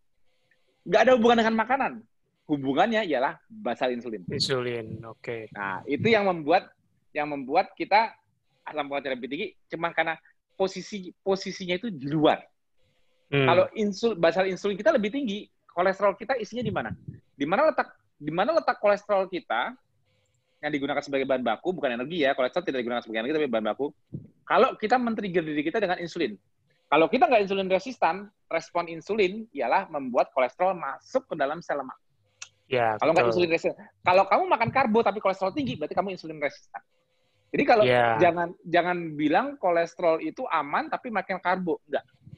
Kalau orang yang makan karbo di mana respon insulinnya masih tinggi, tapi kolesterol tetap di jalanan, kolesterol tetap di darah, berarti ada masalah untuk memasukkan ke dalam sel lemak. Itu masalahnya. Makanya disebutnya insulin resistan. Sel lemak resistan, tidak dengerin insulin untuk membuka jalur menyimpan kolesterol di dalam. Misalnya gini, harusnya saya tambah gemuk. Tapi ini enggak. Ini enggak mentok masuk. Makanya kalau kolesterol tinggi, biasanya terjadi akumulasi bahan bakar juga. Bahan bakar di tubuh kita apa sih? Gula dan lemak. Gula darah, triglycerid itu bahan bakar. Kan kita nggak bisa mengukur free fatty acid. Jadi gula darah dan triglycerid. Nah, kalau ini juga reten karena insulin resistan itu sepaket. Begitu kolesterol nggak bisa masuk, ini gula darah juga ada masalah. Nah, karena gula itu kan reten tidak bisa disimpan dalam sel lemak, berarti kan padahal gula darah ini dibutuhkan untuk apa? Gliserol 3-fosfat untuk ngikat lemak, ya kan? Untuk esterifikasi. Kan kolesterol yang diambil dari LDL itu kan kolesterol free kolesterol. Tapi begitu kalau sel lemak mau menyimpan kolesterolnya di dalam lipid droplet, bentuknya harus ester. Makanya dibikin jadi kolesterol ester. Esterifikasi pakai apa? Gula juga. Nah, kalau kolesterol nggak bisa masuk, berarti pendukungnya juga biasanya nggak bisa masuk. Apa? Gula. Makanya gula darah dia biasanya ikut naik. Nah, bentuk lemak yang terikat nggak bisa masuk juga sama, triglycerid. Ini nggak bisa masuk. Makanya kenaikan kolesterol, asam urat di kondisi insulin resistan, itu triglyceridnya juga tinggi. Tapi tidak di kondisi ketosis. Di kondisi ketosis, membuktikan bahwa naiknya kolesterol dan asam urat itu nggak ada hubungannya dengan patofisiologi dari insulin resistan, apa? Triglycerid sama gula darah, di mana itu merupakan bahan bakar, tidak ada retensi. Mereka rendah. Artinya mereka dipakai. Tidak ada kesulitan untuk menggunakan gula, tidak ada kesulitan untuk menggunakan lemak untuk bahan bakar. Triglycerid contohnya. Maka triglycerid makin turun, menunjukkan bahwa kita bakar lemak, bukan numpuk lemak. Tujuan triglycerid. Tapi kenapa kolesterolnya kok di darah tinggi? Nggak mau masuk ke dalam. Kenapa nggak kayak dulu aja, Mas? Kolesterol itu disimpan di pipi perut paha. Ya, sekarang pipi perut paha kamu gedenya masih sama. Aku gituin. Enggak kan? Jadi sel-sel lemak mengalami penurunan jumlah lipid droplet kan? Nah, penurunan jumlah lipid droplet ini akhirnya apa? Memobilisasikan simpanan kolesterol ester yang tadinya ada di dalam sel lemak, dipindahkan menjadi tadinya stationary, cuman tadinya kalau ada yang butuh kolesterol untuk bahan kan kolesterol itu fungsinya kan untuk bahan pembangun kan, untuk bikin membran sel, untuk bikin hormon dan sebagainya. tadinya semuanya numpuk di dalam gudang sel lemak. Tapi begitu insulin kita lebih rendah, posisinya tadi stationary, jadi mobile, bersirkulasi. Mobile-nya dengan apa? LDL. Jadi partikel LDL itu bisa dikatakan sebagai mobile adipocyte. Walaupun bukan adipocyte. Kalau adipocyte kan jaringan lemak kan harusnya kan stationary, tetap diam di pipi, perut, paha, dan sebagainya. Tapi kolesterol itu muter-muter. Jadi kolesterol muter-muter dia ada. Tapi bukan itu bahaya, Mas, kalau kolesterol muter-muter kayak gitu. Yang jadi patofisiologi dari aterosklerosis apa? Large dense apa small dense dari tipe pembawanya. Ya kan? Nanti jelas. Oh, ternyata nggak bisa disamaratakan kolesterol dan LDL itu kalau tinggi jelek. Kenapa? Ternyata yang bersifat aterogenik ialah yang small dense. Dan biasanya kalau udah small dense-nya banyak, level inflamasinya, HSCRP-nya juga lebih tinggi. Nah, CRP kita tinggi apa enggak? Kamu merasa sering sakit badan enggak? Inflamasi kamu turun enggak? Harusnya turun. Nah, justru kalau di kondisi orang insulin resistan, kolesterol tinggi yang small dense itu diikuti oleh level inflamasi lebih tinggi. Ini yang memicu pembuluh darah kita itu sering bermasalah, sering permeabilitasnya tinggi, sering mengalami inflame. Sehingga kolesterol akhirnya dipakai untuk nambel lah istilahnya, menjadi foam cell. Tapi akhirnya malah menjadi aterosklerosis. Nah, kalau uric acid gimana? Nah, kalau uric acid ditunggu-tunggu. Nah, itu kan kolesterol ya. Nah, ya. Uric acid gimana? Kenapa apa yang terjadi pada saat orang nggak makan? Ya. Pada saat orang nggak makan, kok uric acid malah meningkat? Ya. Tahu nggak apa yang terjadi? Ya, Mas. Nih. Oh, aku baru ingat namanya, salvage pathway. Salvage pathway. Jadi gini, nukleotide untuk kebutuhan setiap sel di tubuh kita, kan saking pentingnya nukleotide ya, karena untuk messenger RNA, ya tadi aku udah jelaskan. Kode genetik, ya. Itu supaya nggak harus buka jalur glikolisis terus. Karena basic pembuatan nukleotide dari scratch. Kalau aku mau buat nukleotide dari scratch, aku harus pakai gula. Ya. Harus pakai gula, glikolisis, nanti aku keluarin di jalur pentose phosphate pathway. Ya. Itu untuk bikin purin dan pirimidin. Ya. Itu dan juga glutamin. Ya. Untuk ngambil nitrogennya, ya kan? Nanti kan dia akhirnya menjadi nucleotides kan. Nah, itu kalau buat dari scratch. Tapi untuk membuka jalur scratch itu butuh glukosa kan? Ya. Butuh ATP besar juga. Jadi sebetulnya membuat nukleotide itu mahal, kecuali kalau kamu banyak makan. Nukleotide itu mahal kecuali kamu memang tubuhnya anabolik, bersifat anabolik, insulin tinggi, gula tinggi. Jadi memang ada bahan baku. Jadi nggak masalah. Nah, oke kan? Nah, jadi tubuh itu untuk menjaga keseimbangannya itu selalu berusaha gini. Nukleotide yang habis dipakai, jadi ada pathway-nya itu jadi AMP, tapi nanti dia dibalikin lagi menjadi basic nukleotide lagi, merecycle. Nggak langsung dibablasin jadi uric acid. Karena kalau udah jadi uric acid, nggak kepake. Uric acid tidak bisa dipakai oleh sel ya. Ingat ya. Sel tidak bisa menggunakan uric acid.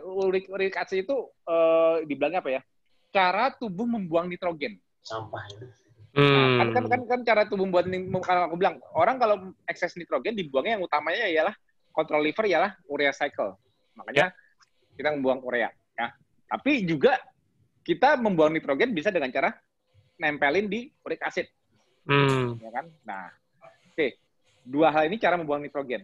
Nih. Kalau orang di kondisi puasa, WF, kok asam uratnya bisa lompat? Kenapa terjadi retensi di darah? Tahu nggak kenapa? Karena tidak ada bahan baku. Nah, harusnya kan nggak ada bahan baku. Kenapa malah uric acidnya kenapa uric acidnya malah jadi banyak? Kenapa nggak salvage pathway-nya jalan di setiap sel? Ternyata gini loh. Ini aku bilang keseimbangannya nih. Oke ya, nih perhatian baik-baik. Ini kalau yang nggak ngikutin, ini ngomongin uric acid EMC kuadrat. Aku kan udah share videonya tuh banyak EMC kuadrat. EMC kuadrat itu by the way artinya apa? Dasku mumet cekot-cekot. Itu tujuan buat tuh. Oke. Nih, dalam kondisi normal, semua ekses nitrogen dalam uric acid itu, kenapa uric acid kita di darah misalnya normalnya sekian, 4 atau 5 misalnya. Sebetulnya tiap hari kita hasilkan itu lebih dari itu. Tapi kenapa di darah segitu? Kenapa? Dibuang, dipipisin. Jadi kamu pipisnya membuang uric acid. Ya. Oke. Tubuh kita tidak ada threshold untuk buang uric acid. Ya, tidak ada threshold untuk buat keton, untuk buang keton, tidak ada threshold untuk buang uric acid. Kalau mereka nggak pakai, buang aja. Tidak ada threshold untuk buang urea nggak pakai, buang aja. Oke. Tapi kan begitu filtrasi bermasalah kan, makanya mulai terjadi retensi. Makanya kalau uric acid naik, wah kamu jangan-jangan ada ginjal. Karena dipikirnya ginjal bermasalah, tidak bisa membuang uric acid dengan sempurna. Oke. Oh, kamu ureanya naik, kreatinnya naik. Karena harusnya ini dibuang dengan mudah. Ini tidak bisa dibuang. Akhirnya retensi di darah. Dibilangnya masalahnya dengan ginjal. Betul kan? Ginjal, Kemarin aku sempat cerita waktu sama Mbak siapa? Sama Mbak Wulandari mengenai patofisiologi dari gagal ginjal. Nah, sekarang aku nggak ngomongin ginjal sebagai perasaan gagal. Aku ngimbang keseimbangan di ginjal. Ayo loh. Ini lagi dikeluarin semua nih ilmu dari kepala aku nih.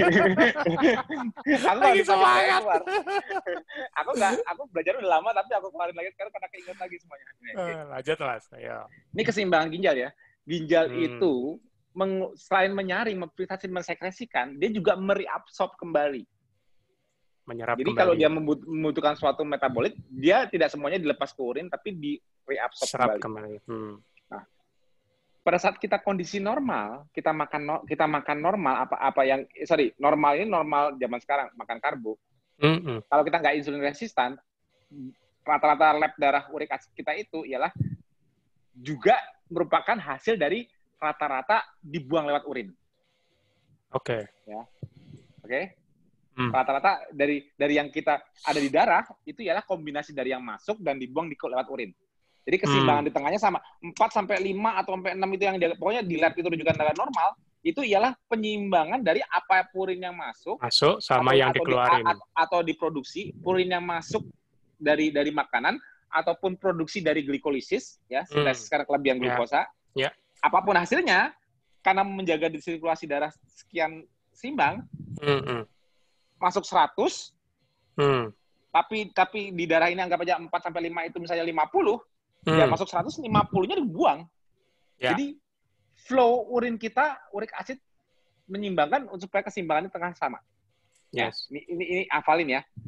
Berapapun yang masuk karena dijaga keseimbangannya, sisanya dikeluarin. Jadi tetap 50 terus. Makanya asam urat nggak berubah. Oke. Nah, sekarang ada masalah nih. Itu dengan kondisi insulin normal. Pada saat kita tidak makan apa-apa, pada saat basal insulin kita rendah. Kalau kita puasa, tidak makan apa-apa, puasa ya tidak makan apa 3 hari, kenapa asam urat lompat? Aku tanya, ada yang masuk nggak? Nggak ada. Ada makanan yang masuk nggak? Nggak ada kan?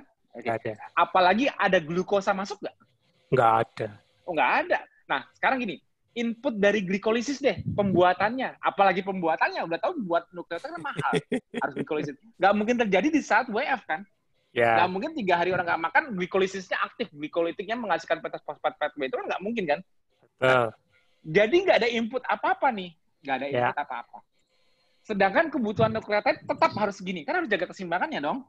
Ya. Nah, berarti di sisi pengeluaran, perlu di stop nggak? Perlu. Nah, sekarang kita kan ngomongin nukleotida dari tadi kan. Cara menyetop nukleotida agar tidak didegradasi menjadi uric acid dan dipipiskan. Karena kalau udah jadi uric acid kan nukleotida kan nggak bisa kepake. Yang bisa dipakai nukleotida sebagai bahan baku mRNA dan sebagainya. Tapi kalau udah jadi uric acid kan hasil didegrade. Berarti kalau pada saat kita nggak makan atau glikolisis sudah, berarti kan yang fokus di sini ialah kan salvage pathway, recycle terus gimana nukleotida bisa dipakai terus. Dan jangan sampai ada nukleotida yang malah dilepas jadi uric acid. Jadi karena tidak boleh mahal. tidak boleh buang uric acid di urin jumlahnya sama seperti waktu makan. Itu kuncinya. Bagaimana caranya itu menjaga itu? Tahu nggak bagaimana cara menjaganya? Gimana, Mas? Uric acid di stop pembuangannya, diretensikan di darah. Itu rahasianya. Nah, Oh. Kenapa kok uric acid diretensikan di darah, Mas?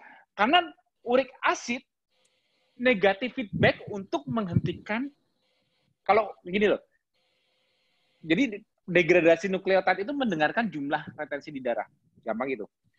Kalau uric acid meningkat, degradasi nukleotida di stop dulu.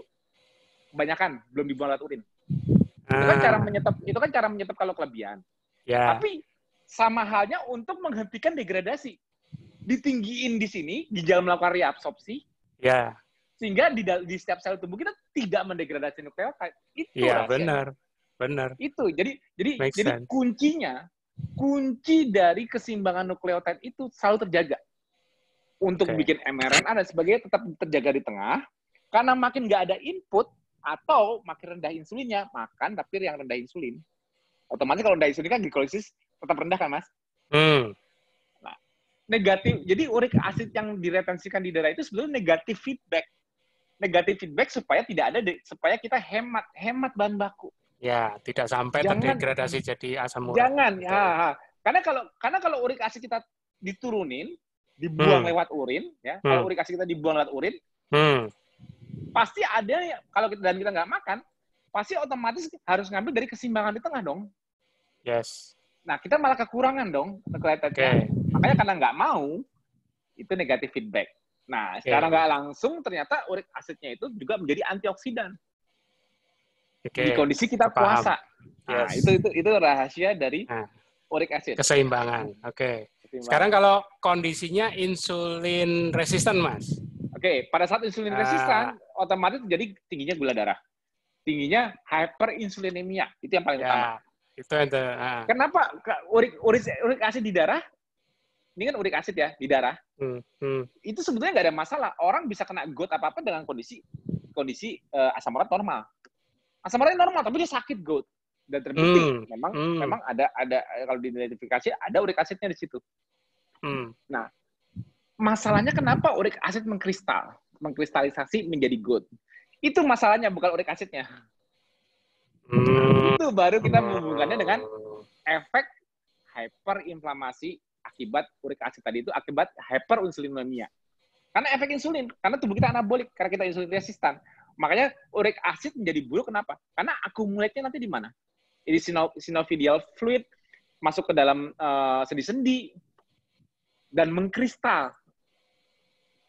Terjadi itu yang jelek. Kalau real uric acidnya no problem. Yang masalah kalau dia accumulate di suatu posisi, bukan di darah ya. Yang kita baca uric acid di darah. Yang nggak bagus kalau uric acid terkumpul di suatu lokasi. Itu yang masalah. Dan itu akumulasinya ada di rata-rata di orang insulin resistan dan hyperinsulinemia.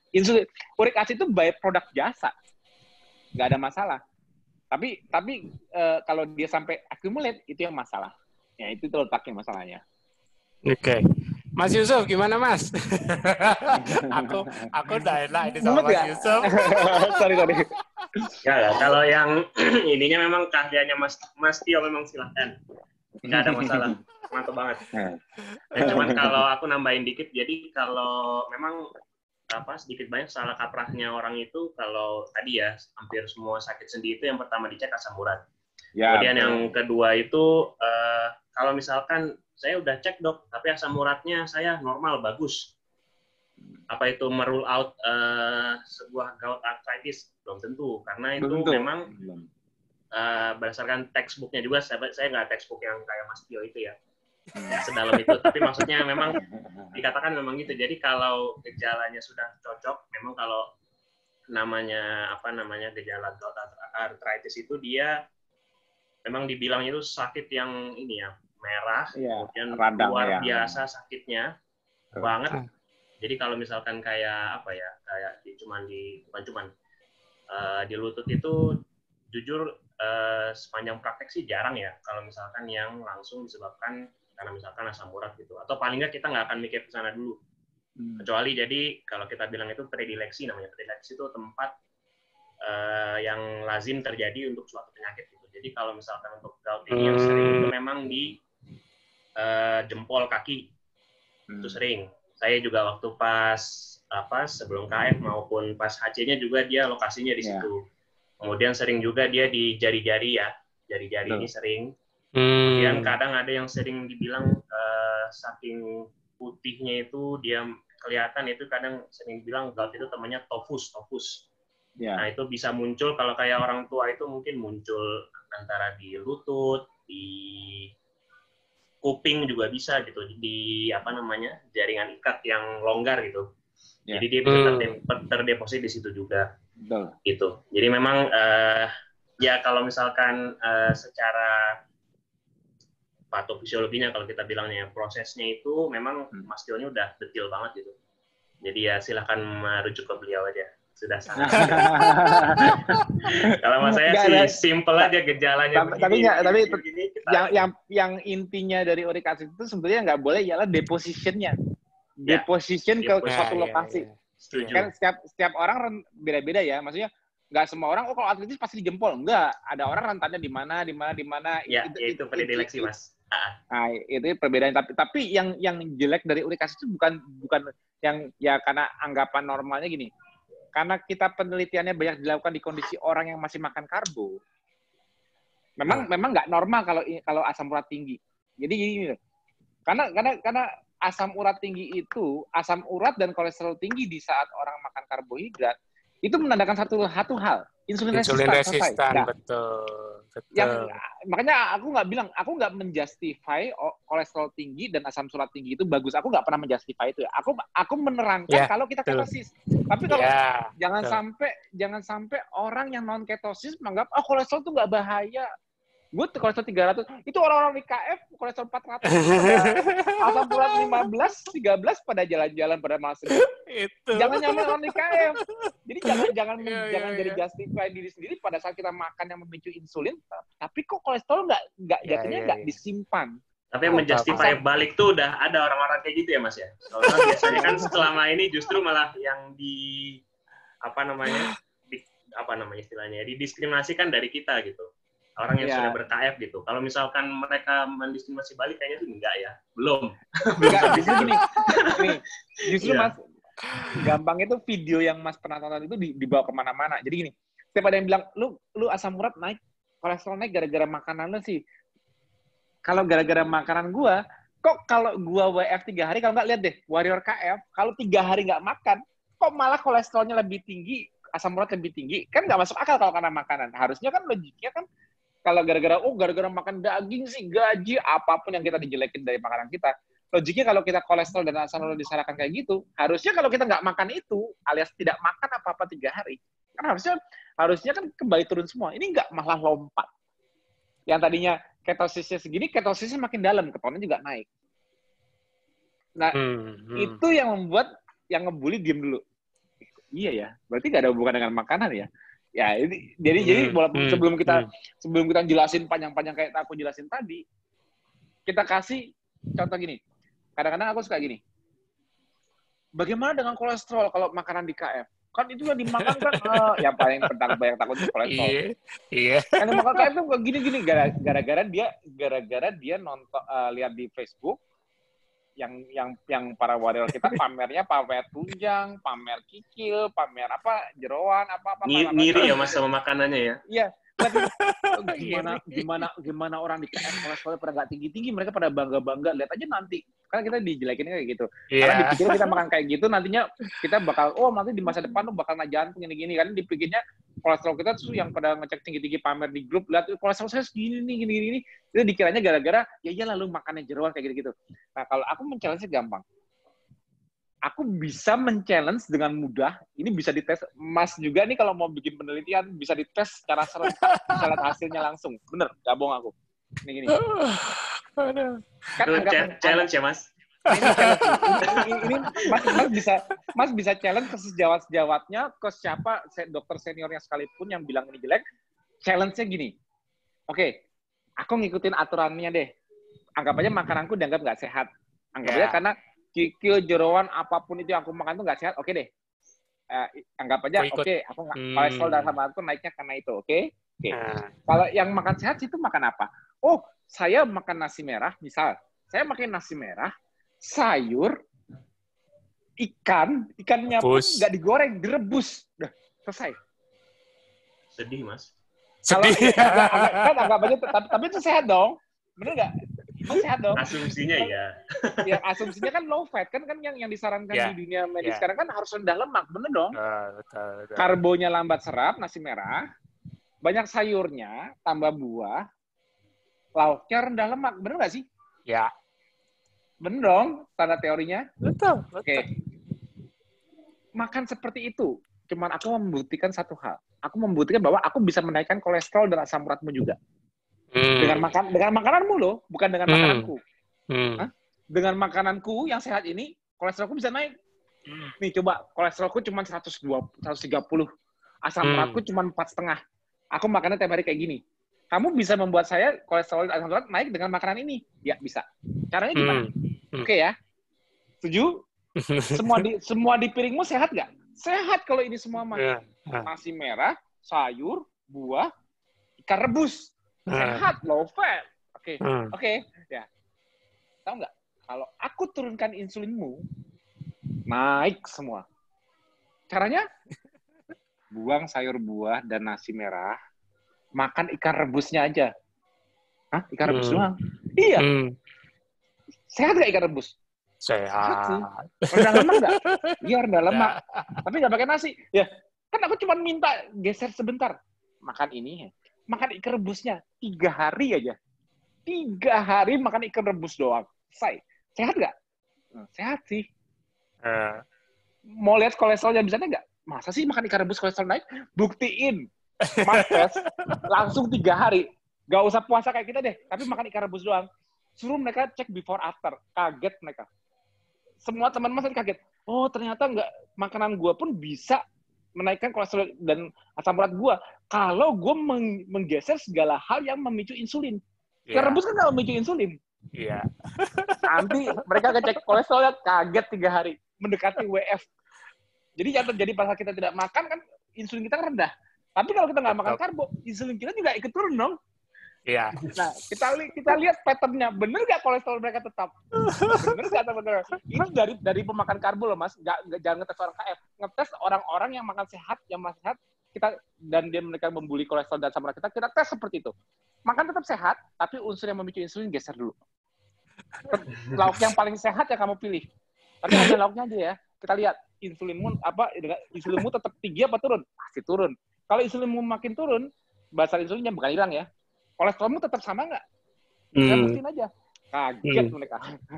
Oh, berarti cara pandang mereka melihat ketosis baru bisa mikir secara fisiologi, nggak lagi ngeliat makanan. Itu rahasianya. Garuk-garuk kepala semua itu kalau garuk kepala. Aku begitu nge-challenge kayak gitu selesai. Semua mata terbelalak. Ternyata rahasianya di situ toh. Nggak ada hubungannya. Ternyata asam uratku malah naik. Padahal aku yang makan cuma ikan rebus doang. Yang samain aku tambah sehat. Nah, Mas kalau berani bikin eksperimen kayak gitu, ngetes 10 orang sejawatnya ataupun siapa yang di atasnya, itu mereka open mind langsung. karena membuktikan dengan diri mereka sendiri yang makan super sehat, tapi ternyata kolesterol mereka makin naik dan asam urat. Nah, sekarang pertanyaanku gini, setelah mereka menjalankan dan naik itu semua gini, sekarang kan kamu kan kolesterolnya naik tuh, asam uratnya naik gara-gara kamu makan ikan rebus doang. Nih minum obat kolesterol, minum nggak ya? Di-challenge lagi. Obat asam urat naik. Loh, kan standar prosedurnya kalau asam urat kolesterol naik kan minum obat.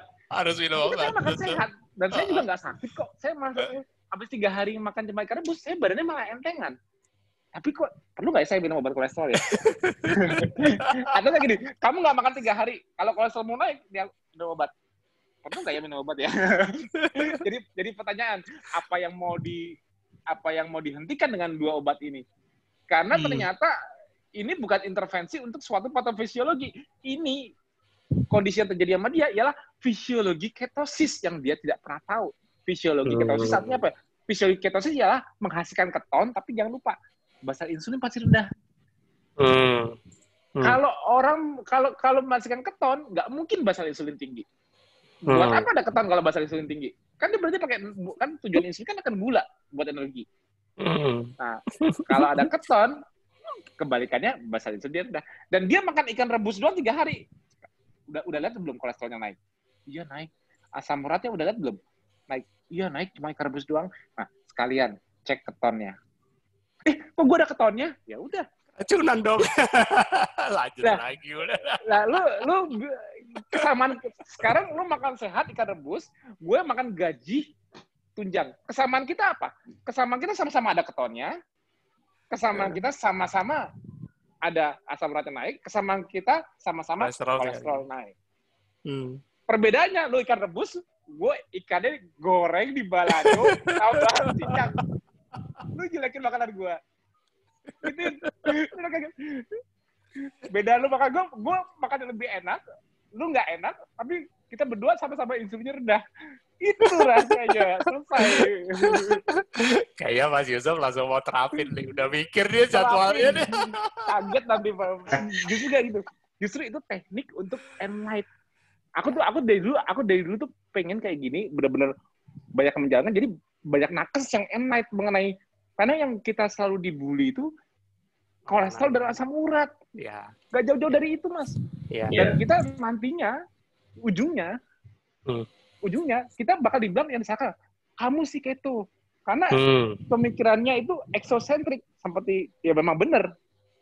Kalau orang makan karbo, ya orang masih makan karbo, dia banyakin gaji, tunjang, lemak-lemak dibanyakin, tapi dia masih makan nasi. Lama-lama dia insulin resistan nggak? Iya dong. Nah, makanya lama-lama asam urat mereka naik, kolesterol mereka naik, tapi trigliserid mereka naik. Nah, pandangan ini dijadikan pandangan sama. General, pukul rata. Jadi begitu makanan sehat, nasi, sayur, buah, ditambahin tunjang, ditambahin daging-daging lemak-lemak, seseorang akan jadi kolesterol naik dan asam urat naik. Betul, nggak salah. Karena high carb dan high fat memicu insulin resistan. Naik dua-duanya. Nah, tapi kalau yang bikin kita nggak jelek ya apa? Kita nggak ada pemicu insulinnya. Yang kita makan memang rendang telur ini.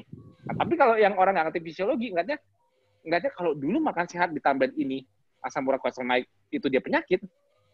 Di KF, dia lupa bahwa kita nggak pakai pemicu insulin.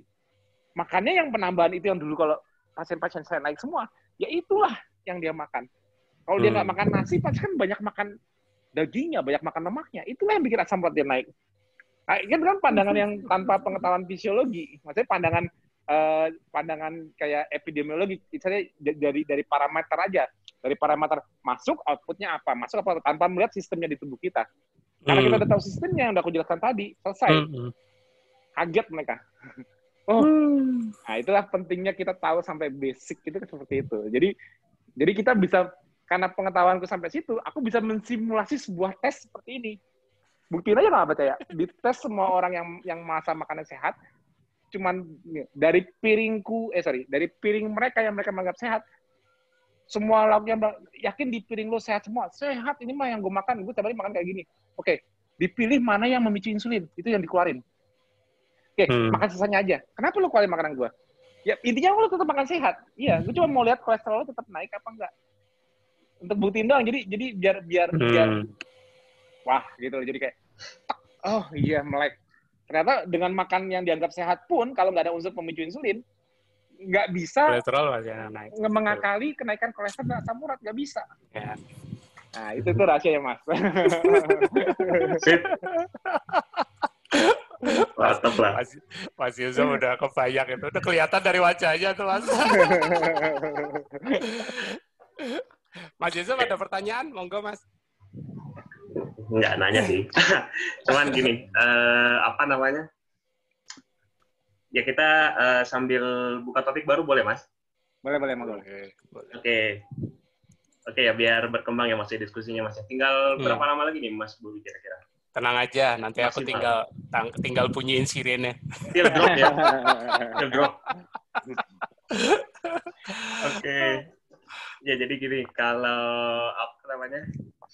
Kita itu kan dokter ortopedi atau bedah tulang ya, seringnya kan memang di konsulnya itu terkait problem nyeri, Mas. Biasanya memang nyeri paling sering itu adalah nyeri di lutut atau di panggul, hip, tulang belakang, bahu ya. belakangan sekarang. Nah itu memang nggak jauh-jauh, memang biasanya sih yang datang tuh memang kaum emak-emak, memang emak kakek-kakek memang rata-rata memang begitu. Tapi ada juga populasi yang mudanya juga.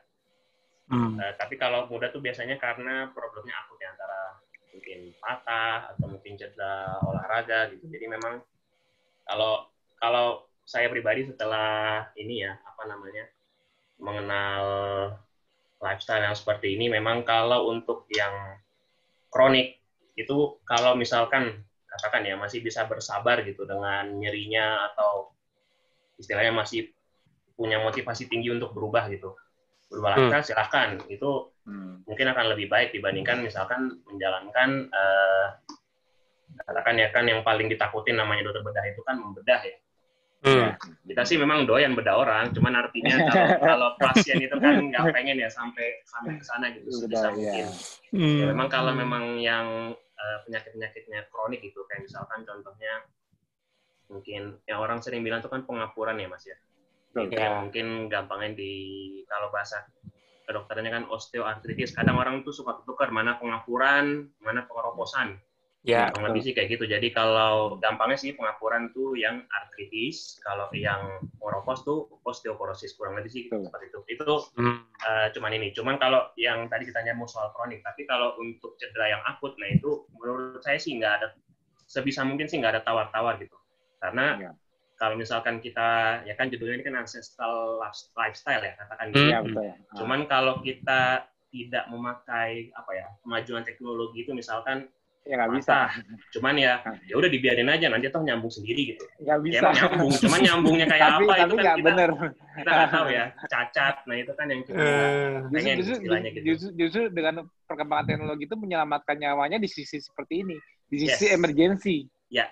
Ya, jadi bukan kalau kekronikan dari penyakit metabolik atau imunologi, maksudnya kekronikan itu kan karena gaya hidup. Memang KF reversible-nya, untuk reversalnya mencegah sampai terjadinya intervensi secara gitu. Tapi kalau yang akut-akut di masa lalu, tingkat mortalitas dari ancestor kita paling tinggi karena apa? Karena dia akut, bukan karena dia kronik. Jadi di masa lalu nggak ada orang penyakit, karena orang nggak di masa lalu orang kalau mau makan nggak bisa sedentari, harus bergerak, aktivitas tinggi, dan yang dimakan low carb. Kekronikan nggak ada, tapi kematian mereka tingginya karena apa? Akut. Segala jenis yang akut, yang insidental dan sebagainya, mereka gampang terbunuh gitu loh. Gampang terluka, cedera, terus lukanya terbuka lebar. Walaupun imunnya bagus, namanya luka terbuka lebar, ya tetap aja dosis infeksinya pasti tinggi dong. Makanya seolah-olah dia hidupnya ini ya Mas ya, harapan hidupnya kecil ya, umurnya ya. Kecil, jadi seolah-olah kecil sebetulnya karena nggak ada teknologi pembantu. Kalau sekarang dikira lebih nggak sehat. Betul. Dikira orang masa lalu life expectancy-nya pendek itu karena mereka chronic disease. Enggak, yang chronic disease itu sekarang. Kalau dulu resiko mereka untuk cedera terus mati itu banyak. Kenapa? Misalnya kita gini, sekarang orang ditusuk pisau, disabet, dibacok, dibawa ke emergency hidup.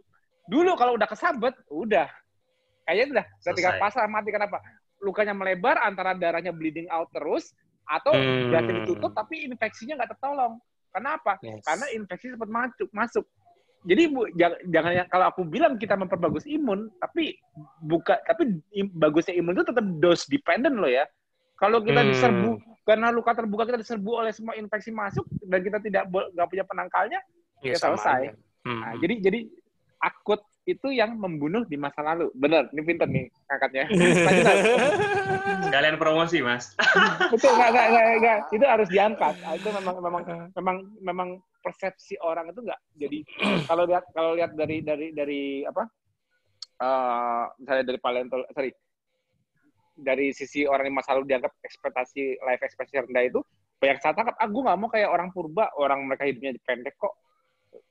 Ya pendek itu karena alam membuat hidup mereka pendek karena ancaman satu dari dia perang antar suku ataupun karena predasi. Karena manusia di masa lalu bukan predator kayak sekarang, kita predator. Dulu manusia di masa lalu juga dipredasi oleh hewan buas. Jadi life ekspektasi dan kematian bayi dulu tinggi. Jadi kalau nggak survive sampai umur berapa ya kalau bisa bertahan sampai umur 2 tahun lewat, kalau enggak udah. Jadi kematian bayi sangat tinggi ya kayak sekarang. Kalau sekarang kan wah udah protokolnya mah udah gitu. Jadi itu memang harus diangkat ancestral lifestyle ini dengan tanda kutip loh ya, mencegah kekronikan seperti sekarang gitu dari modern lifestyle. Lanjut Mas. Oke, thank you. Nah, jadi yang pertama mungkin saya ini ya, angkat dari yang mungkin dari osteoartritis dulu, dari pengapuran kali ya. Jadi kalau misalkan, mungkin di background bisa dilihat, saya geser ke mana? Ya. Oke, jadi kalau dilihat ya ini kan sendi lutut ya, ronsennya. Jadi mungkin di sini juga mungkin saya nggak tahu ada yang pernah pengalaman, mungkin orang tuanya atau mungkin diri sendiri mungkin yang setelah dilihat ronsennya mungkin seperti ini. Terus dikatakan pengapuran, apalagi vonisnya misalkan sudah sampai stage yang paling berat dan nggak ada pilihan lain kecuali operasi. Nah itu kan ya itu tadi ya, maksudnya orang digituin kan ini ya, apa namanya, hancur hatinya istilahnya lah. Kalau misalkan belum apa-apa, kok langsung operasi dok, gitu kurang lebih. Jadi memang jadi ini sama pas kita mau ujian juga, ini salah satu highlight-nya jadi kebetulan. Jadi karena memang paling banyak itu ini, dan itu tadi ya, populasi yang semakin life expectancy-nya meningkat, kemudian orang ya usia lanjutnya juga semakin meningkat. Nah yang gini-gininya kan makin banyak gitu. Nah cuman kalau sudah sampai segini, apa yang memang dikatakan end stage secara ronsen ya, secara radiologis, apakah ini namanya sudah ya udah nggak ada pilihan lain kecuali harus ini deh. Nah cuman menariknya begini, kita selama ujian itu dibilang, jadi kalau jadi advance-nya osteoartritis pada ronsen itu tidak berkorelasi dengan beratnya nyeri yang dialami oleh pasien. Jadi misalkan ini kan kita bilang udah grade 4. Grade 4 itu yang paling parah lah kalau berdasarkan klasifikasi radiologisnya. Cuman kalau kita tanya, masih bisa jalan nggak Bu? Bisa dok. Istilahnya saya jongkok apa segala macam juga masih bisa. Cuman yang lebih bagus dari ini gambarannya, malah dia kadang, waduh sakit banget apa segala macam. Nah ini kan jadi pertanyaan sebenarnya. Betul. Padahal kalau kita itu ya kita bilang doktrin ya mungkin. Doktrin awalnya itu adalah namanya osteoartritisnya adalah sebuah proses wear and tear. Karena dipakai, dia rusak. Jadi tear ya. Ya, karena dipakai, dia rusak. Dan dikatakan adalah sebuah proses non-inflammatory. Ini dogma awalnya seperti itu. Cuman kalau misalkan kita runut lagi patofisiologisnya, ternyata ada memang namanya proses inflamasi yang terjadi pada sel yang di dalam ini. Jadi dalam di dalam sendi kita itu kan ada sel-sel yang memproduksi cairan itu, sinovium. Nah ini yang paling awal ini mengalami inflamasi, kita bilang sinovitis ya. Nah itu jadi bengkak, merah segala macam. Dan menariknya itu ternyata memang ya memang gimana pun namanya penyakit kronik ya pasti kan ternyata ada riwayat gemuk, obes itu jelas memperberat. Kemudian riwayat trauma, ya maksudnya misalkan pernah jatuh atau pernah infeksi, katakan gitu ya. Semakin tua, ya memang umur sih nggak bisa dibohongin. Jadi kalau kita bilangin, ini kalau ini terjadi pada gambaran seperti ini terjadi pada usia 80 ke atas, itu namanya OA primer. Jadi memang sesuai usia gitu. Jadi memang ya rata-rata ya 80 kalau di ronsen ya seperti ini gambarannya. Cuman kan pertanyaannya sakit nggak? Pasti sakit nggak? Kurang lebih kan seperti itu kan. Nah, jadi ternyata dengan ini saya baru baca juga sih, ternyata memang 2020 ini ada update yang menarik juga terkait ini. Jadi dengan adanya sinovitis ini, jadi kan ini sebenarnya kalau kita lihat kan yang atas ini tulang femur ya Mas ya, tulang paha. Bawah ini kan tulang tibia, tulang kering ya kita bilang ya. Iya, kering ya. Nah, di antara membentuk sendi itu ya, dia itu kan ini ada namanya tulang rawan. Nah, inilah tulang rawan ini yang mengalami pengikisan kalau pada osteoartritis kurang lebih seperti itu. Cuman dengan adanya proses sinovitis, kemudian ya tadi radang sinovium tadi ya. Kemudian tulang rawan ini dia ternyata bisa melembek. Nah, kalau dia makin lembek, logikanya kalau terus, ya satu dia nyeri, yang kedua dia makin parah gitu. Tiring Nah, ya. Ya, dan paling menarik ternyata dari yang artikel jurnal 2020 saya belum lama baca, ternyata ada koneksinya dengan resistensi insulin. Ini Ya. buat saya apa ya, kayak mind blowing banget. Ya, betul. Resistensi insulinnya itu yang aku bilang itu insulin resisten itu sebenarnya inflammatory responnya Mas. Jadi gini. Karena makanya kan semua di belakangnya dikasih tulisan itis. Ya, inflame. Ya. Sinovitis itu inflame. Nah, jadi insulin resistan itu ialah suatu inflammatory state. Nah, itu yang perlu dipahami dulu. Jadi kenapa insulin resistan itu disebut namanya low grade inflammatory state? Kenapa? Insulin resistan itu menyebabkan kita mengalami inflamatori yang kadang-kadang kita nggak merasakan, tapi tubuh kita sebenarnya kayak gampang sakit, gampang pegel-pegel. Tapi ini jadi kalau yang high inflammatory state itu akut, infeksi, demam dan sebagainya. Yang kronik ini akarnya low inflammatory state. Nah, akhirnya kalau udah accumulate, baru yang kena di mana dikasih itis belakangnya, ujungnya. Karena inflamatorinya sudah accumulate. Itu cara melihatnya dulu secara engineering. Jadi akumulasi dari kondisi inflamatori ini secara bertahun-tahun terus-menerus ini memuncakkan terjadinya sesuatu hal yang ujungnya lebih kroniknya itu lebih ke arah degrade. Karena kronik akhirnya degrade. Entah itu organnya degrade, organ manapun yang degrade, atau contoh di tulang tadi itu akhirnya degrade, piring. Ya. Jadi gini, kunci utama aging itu pasti menua. Tapi yang seiring dengan aging, apa yang terjadi seiring dengan aging? Semakin kita tua, semakin kita insulin resistan. Makanya waktu masih muda makan nasi mungkin susah gemuk. Begitu udah makin tua, coba aja nasinya nggak nambah, tapi makin gemuk nggak? Iya, racun obesitas Mas, pelan-pelan naik. Walaupun jumlahnya sama loh yang dimakan nasinya, nggak harus berlebih. Nah, itu artinya apa? Semakin orang menua, semakin dia tidak toleransi dengan glukosa atau karbohidrat. Karena penuaan itu ialah insulin resistan. Insulin resistan is aging. Apa yang terjadi seiring dengan aging, penuaan, apa yang terjadi bedanya sel tua dengan sel muda? Sel tua lebih inflame. Selain dia insulin resistan, dia lebih inflame. Jadi penuaan itu merupakan akumulasi dari inflamasi juga. Sampai akhirnya memuncak. Sampai akhirnya mortalitas. Nah, itu rasanya. Jadi aku nggak bilang KF itu bagus banget, enggak. Tapi logikakan aja. Dengan KF kita inflamasi turun nggak? Turun. Jadi sebetulnya kita berusaha membuat sel-sel kita itu berjalan menua, tapi menuanya pelan-pelan ya, jangan cepet-cepet. Karena kalau kita tinggi karbohidrat terus, kita glukosa, kita anabolik terus, akhirnya kita insulin resistan, kita accelerated aging. Jadi ciri-ciri, jadi kalau orang umur 30-an diabetes, dia tuh sebetulnya umur gue masih 30, tapi saya HbA1c-nya 12, 13, diabetes nih, posisi masih 30-an. Itu kalau aku ambil sampling, selnya, diteliti selnya dia sama selnya orang umur 70-an sama. Artinya apa?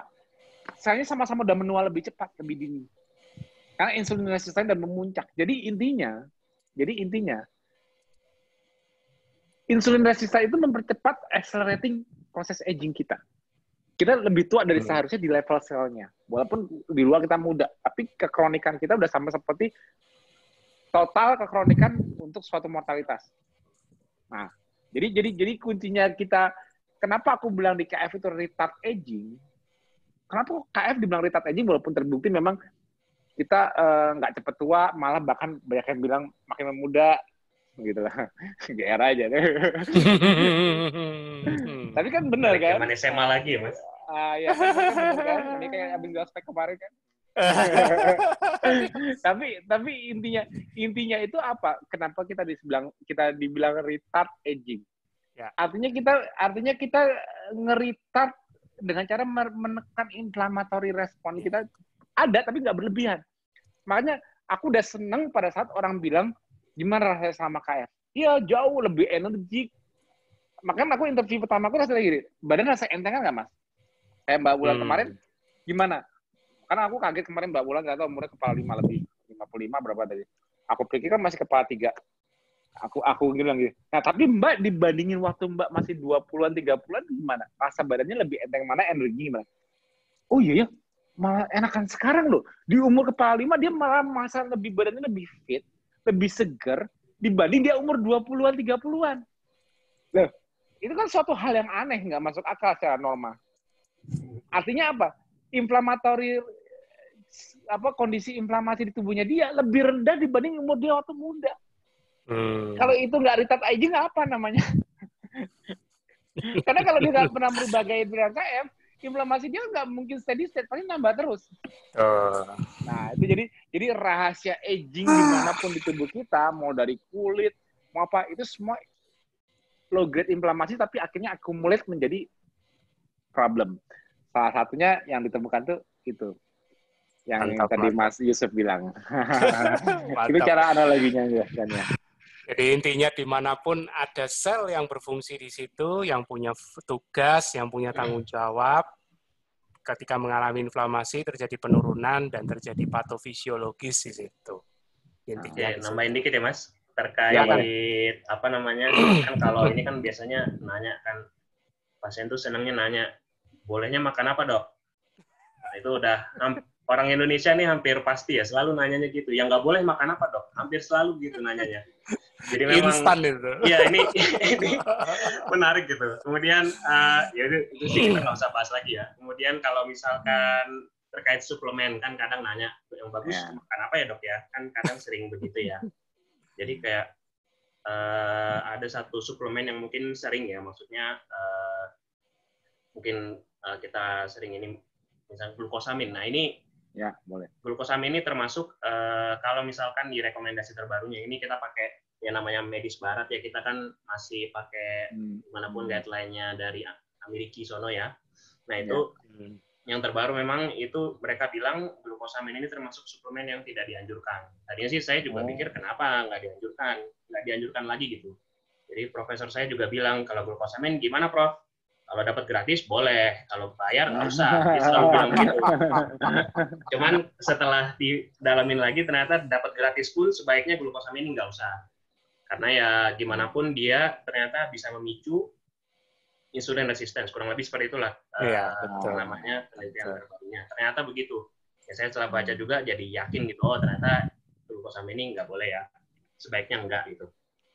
Oke, itu mungkin dari segi osteoartritisnya. Terus yang seru lagi, oh ya terkait ini ya, apa namanya? Oh ya kayak osteoporosis mungkin ini ya Mas ya.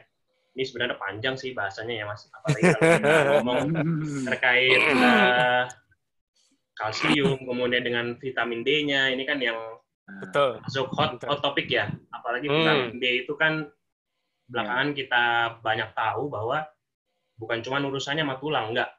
Jadi dia itu banyak role-nya ternyata. Nah, habis itu kan yang itu saya sih cuman apa namanya mancing, kalau mau disabet sekarang silakan, kalau enggak sih juga nggak apa-apa. Cuman artinya yang menarik tuh adalah ini juga nih, apa namanya vitamin D ya, kita ngomong vitamin D kan kita ngomong endogenus ya Mas ya. Iya betul. Jadi memang kalau vitamin D itu potensinya semua kurang lebih ada di badan kita. Jadi dikatakan gimana cara aktivasinya, sun exposure itu yang paling penting. Dan itu yaitu ini ya apa namanya termasuk apa namanya saya bilang ya kayak dilemanya kita gitu di negara tropis bahwa ternyata faktanya defisiensi vitamin D itu umum gitu di kita. Padahal sinar mataharinya kita itu ya dibanding negara di atas itu atau bule itu ya melimpah gitu loh. Cuman kenapa kita banyak defisit? Karena ternyata dengan sun exposure ini 50-90% vitamin D itu teraktivasi. Ya kurang lebih gampangnya sih seperti itu. Iya. Nah, jadi ada teman saya bilang jadi kan kalau mau sama dokter kulit anjurannya beda lagi ya. Anjurannya itu kalau misalkan ini memperbanyak skin aging apa segala macam, ya teman saya nyeletuk. Jadi pilih tulang kropos Atau pilih kulit cantik. Nah, itu. Nggak ada dokter kulit di sini ya. Kali ini di sini di kelompok ini tidak ada masalah gelar background, tidak ada masalah, tenang aja. Ya, kita bisa diskusi tempat lain itu ya. Oke. Kurang lebih sih kali itu Mas yang mau saya angkat kalau emang masih mau ditambahkan. Oke.